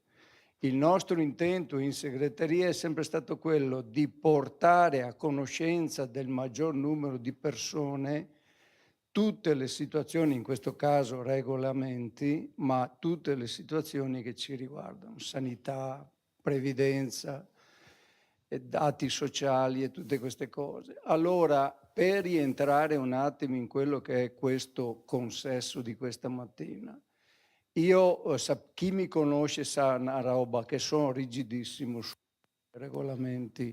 I regolamenti, come dire, si possono cambiare se il gruppo dirigente e chi lo rappresenta, i numeri decidono di cambiare, altrimenti vanno applicati.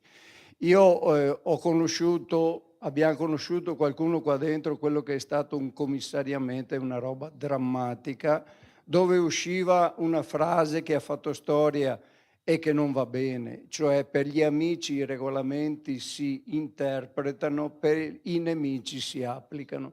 Questa cosa noi l'abbiamo cancellata da subito, io sono qua da più di 6 anni e l'abbiamo cancellata da subito. Abbiamo fatto un percorso di crescita che oggi, posso dire, ha, come dire, definito quelli che sono gruppi di lavoro, dipartimenti, materie da trattare. Però c'è un però. Qua dentro ci sono figure apicali, possiamo dirlo così, nel sindacato. Donne che sono in segreteria, donne che comunque regolano la vita di parecchi territori come RLS, che fanno grandissime iniziative, perché lo sappiamo, ci raggiungono ogni giorno queste iniziative su tutte le materie.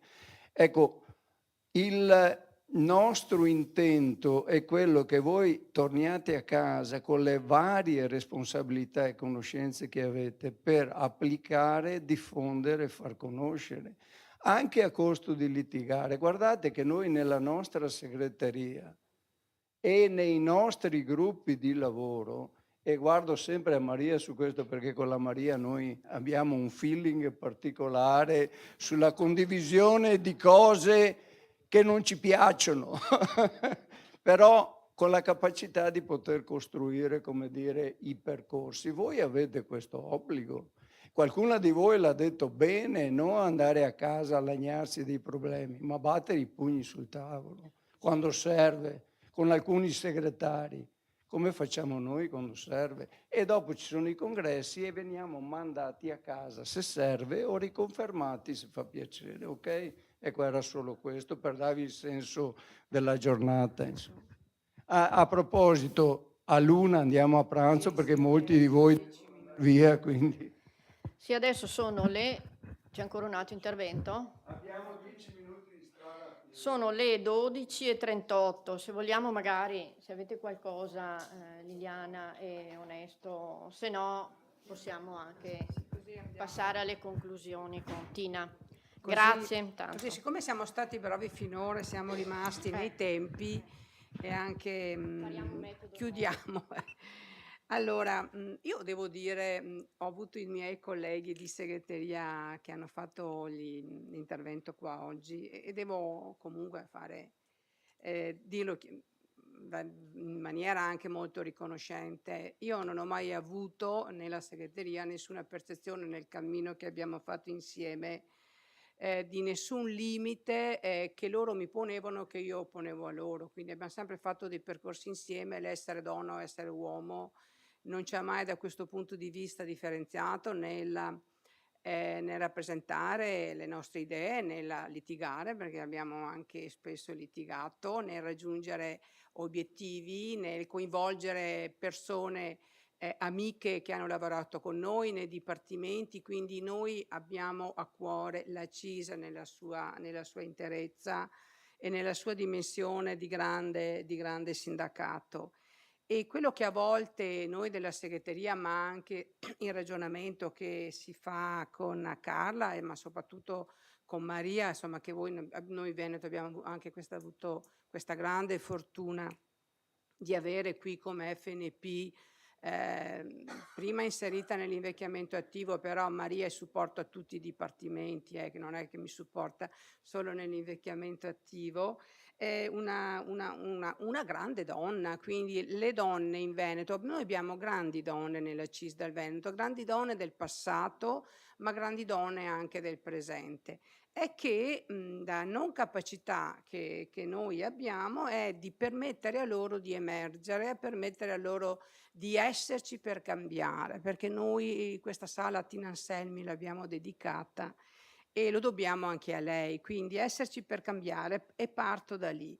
Noi dobbiamo, lo diceva correttamente prima l'amica di Treviso, possibile che noi non sappiamo quanto valiamo, ma sì che lo sappiamo, perché nel momento stesso in cui noi, multitasking, pensiamo di voler fare 10 cose e siamo in grado di fare 10 cose, vuol dire che sappiamo cosa valiamo. Noi dobbiamo fare adesso un lavoro, un passaggio ulteriore.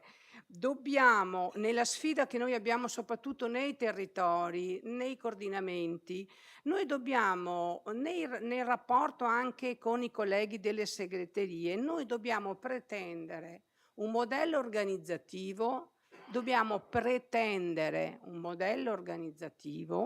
che rispecchi anche la nostra dimensione di vita personale. Perché io non posso pensare che io mi pongo il problema di carenza di competenza politica in un momento, in una logica quasi mi sto sminuendo, ma non abbiamo mai pensato, ma i miei colleghi maschi che lavorano con me, che collaborano con me, hanno una competenza politica superiore alla mia? Basta pensare a questo, un minimo di ragionamento lo si fa, perché io credo che anziché pensare alla mancata competenza di alcune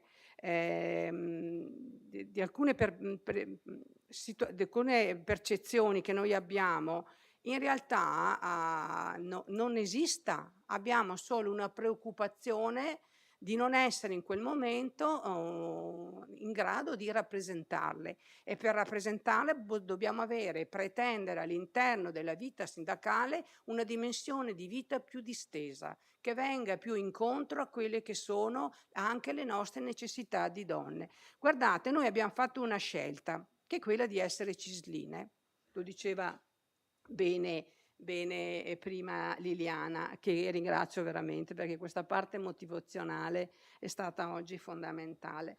Essere cisline significa anche assumersi la responsabilità di conoscere la nostra organizzazione, e qui la parte prima dell'incontro di oggi, per essere capaci di avere le conoscenze che ci permettano anche di mettere in atto tutte quelle pratiche, quelle azioni forti per cambiare. Noi è inutile, non solo la CIS, la CGIL, la UIL, sono tutti sindacati ad impronta molto maschile. Io, guardate, vengo dal mondo della scuola. Nella scuola l'85%, lo conferma anche Patrizia, nell'85% degli iscritti sono donne, perché insomma la scuola è fatta soprattutto da figure femminili. Guardate, quando io andavo nei consigli generali vedevo l'85% o il 70% di maschi, e uno si chiede ma com'è possibile? Ma com'è possibile? E quindi o sono stati loro bravi a prendersi il ruolo, o siamo stati noi poco capaci e abbiamo permesso che se lo prendessero quel ruolo lì? Perché da quel punto di vista lì dobbiamo anche noi capire quali sono le regole, essere informate, essere preparate, essere formate, guardate, per avere un ruolo attivo, un ruolo da protagoniste, perché il sapere è potere. Sapere le cose, avere le conoscenze vuol dire avere quel potere in più, che noi dobbiamo trasferire nella nostra quotidianità, nella logica anche della rappresentanza. La 52-53% dei nostri iscritti è donna. Proviamo a pensare un attimo, forse non abbiamo anche questa responsabilità di doverle rappresentare numericamente, non solo nella quantità del tempo, ma nella qualità del tempo, come ben diceva prima Liliana. Dobbiamo prendercelo come carico, come fardello questa responsabilità. Noi siamo una regione importante a livello nazionale. La FNP del Veneto è la seconda regione d'Italia, dopo la Lombardia, come numero di iscritti. Ma siamo la regione d'Italia importante, cioè fra quelle che numericamente contano, tranne 2 o 3 regioni piccoline, che hanno il più alto tasso di penetrazione rispetto al numero rapporto iscritti e popolazione, soprattutto popolazione anziana. Vuol dire che noi lavoriamo bene nel territorio, che noi ci siamo, che anche il nostro valore aggiunto, che è insomma frutto del lavoro che noi facciamo come donne, porta dei risultati. Il compito in più che abbiamo è di rappresentare la parte femminile di tutti gli iscritti della CISL, della FNP del Veneto. E quindi è una sfida questa che noi abbiamo e che dobbiamo in qualche maniera continuare a portare avanti con le capacità che abbiamo. Lo dicevate prima voi, la donna è più empatica, è più inclusiva, ha un approccio diverso, ha una modalità diversa di accogliere, ha una modalità diversa di ascoltare. E quindi noi dobbiamo utilizzare questi stimoli che ci vengono anche dal rapporto con l'iscritto, dal rapporto con chi si reca presso i nostri recapiti per avere da una parte anche un aiuto, ma da una parte anche un ascolto. Allora, tutto quello che ci torna come gratificazione, trasformiamolo anche, ma non mi devo fermare qua, devo andare oltre per poter rappresentarli ancora meglio nella mia dimensione di genere, che a volte mi dà la possibilità di essere anche innovativa, propositiva, mi dà anche la possibilità di avere una lettura diversa e lo diceva prima anche questo Liliana, e trasformare l'ascolto in proposte. E noi abbiamo questa altra seconda sfida come donna, a parte le 5 funzioni, dopo le slide ce le lasci che le abbiamo ben rappresentate. Noi dobbiamo arrivare al punto in cui quel 30% si toglie, ma perché abbiamo raggiunto da solo il 50% senza che una norma ce lo metta come vincolo. Però questo sta a noi far sì che quel 30% non sia un vincolo, ma che il 50% sia la conquista che noi abbiamo avuto in questi anni, in queste sfide che noi abbiamo nei territori. Guardate, si parte dai territori, partiamo dai coordinamenti, partiamo nello sgomitare anche con i nostri colleghi nel pretendere un'organizzazione, un modello organizzativo che sia più idoneo, che sia più integrato all'interno dell'organizzazione, ma rispondente anche alle necessità che noi abbiamo. Dobbiamo alzare la voce, perché hanno alzato la voce molte donne prima di noi e sono state ascoltate, hanno avuto dei risultati. Se non abbiamo lo stesso coraggio, poi noi che siamo pensionate, che abbiamo una storia alle spalle, che abbiamo faticato, appunto abbiamo fatto le lavoratrici, abbiamo pensioni basse e tiriamo lo stesso a fine mese. Abbiamo una forza immane, una forza potente. È possibile che non riusciamo a trasformarla in un posizionamento politico importante all'interno della nostra organizzazione. Quindi c'è una parte che è anche nostra. Noi ci siamo a livello di formazione non solo come segreteria, ma soprattutto come Dipartimento Politiche di Genere. Voi dovete convincere anche i vostri segretari territoriali che noi proponiamo, perché Carla adesso lo dico, no? Noi negli esecutivi proponiamo delle attività, però poi abbiamo un po' un freno perché dicono c'è tanto da fare, c'è tanta carne a fuoco, ed è vero. Però è possibile che non si riesca a trovare anche una mezza giornata anche a livello di territorio, perché Carla c'è, noi ci siamo, per focalizzare un po' il tema del femminile, il tema del genere, ma nella logica di valorizzare le sindacaliste che siamo noi all'interno di un'organizzazione che ha bisogno di noi, perché le donne pensionate della FNP hanno bisogno di voi e di noi. Quindi diamoci un po' questo obiettivo finale. È facile? No. È faticoso? Sì.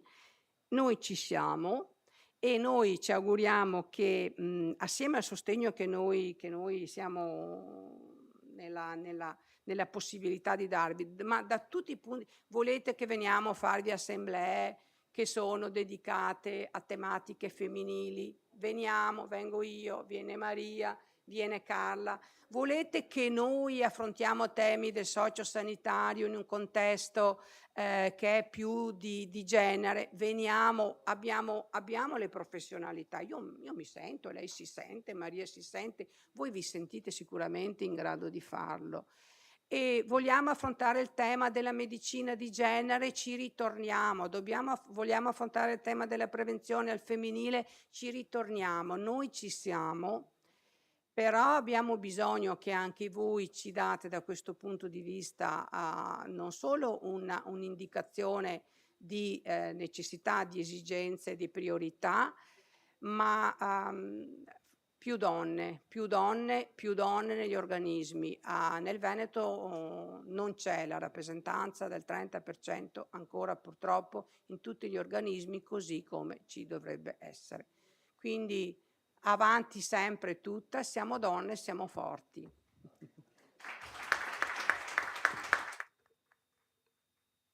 Insieme a piedi a pranzo.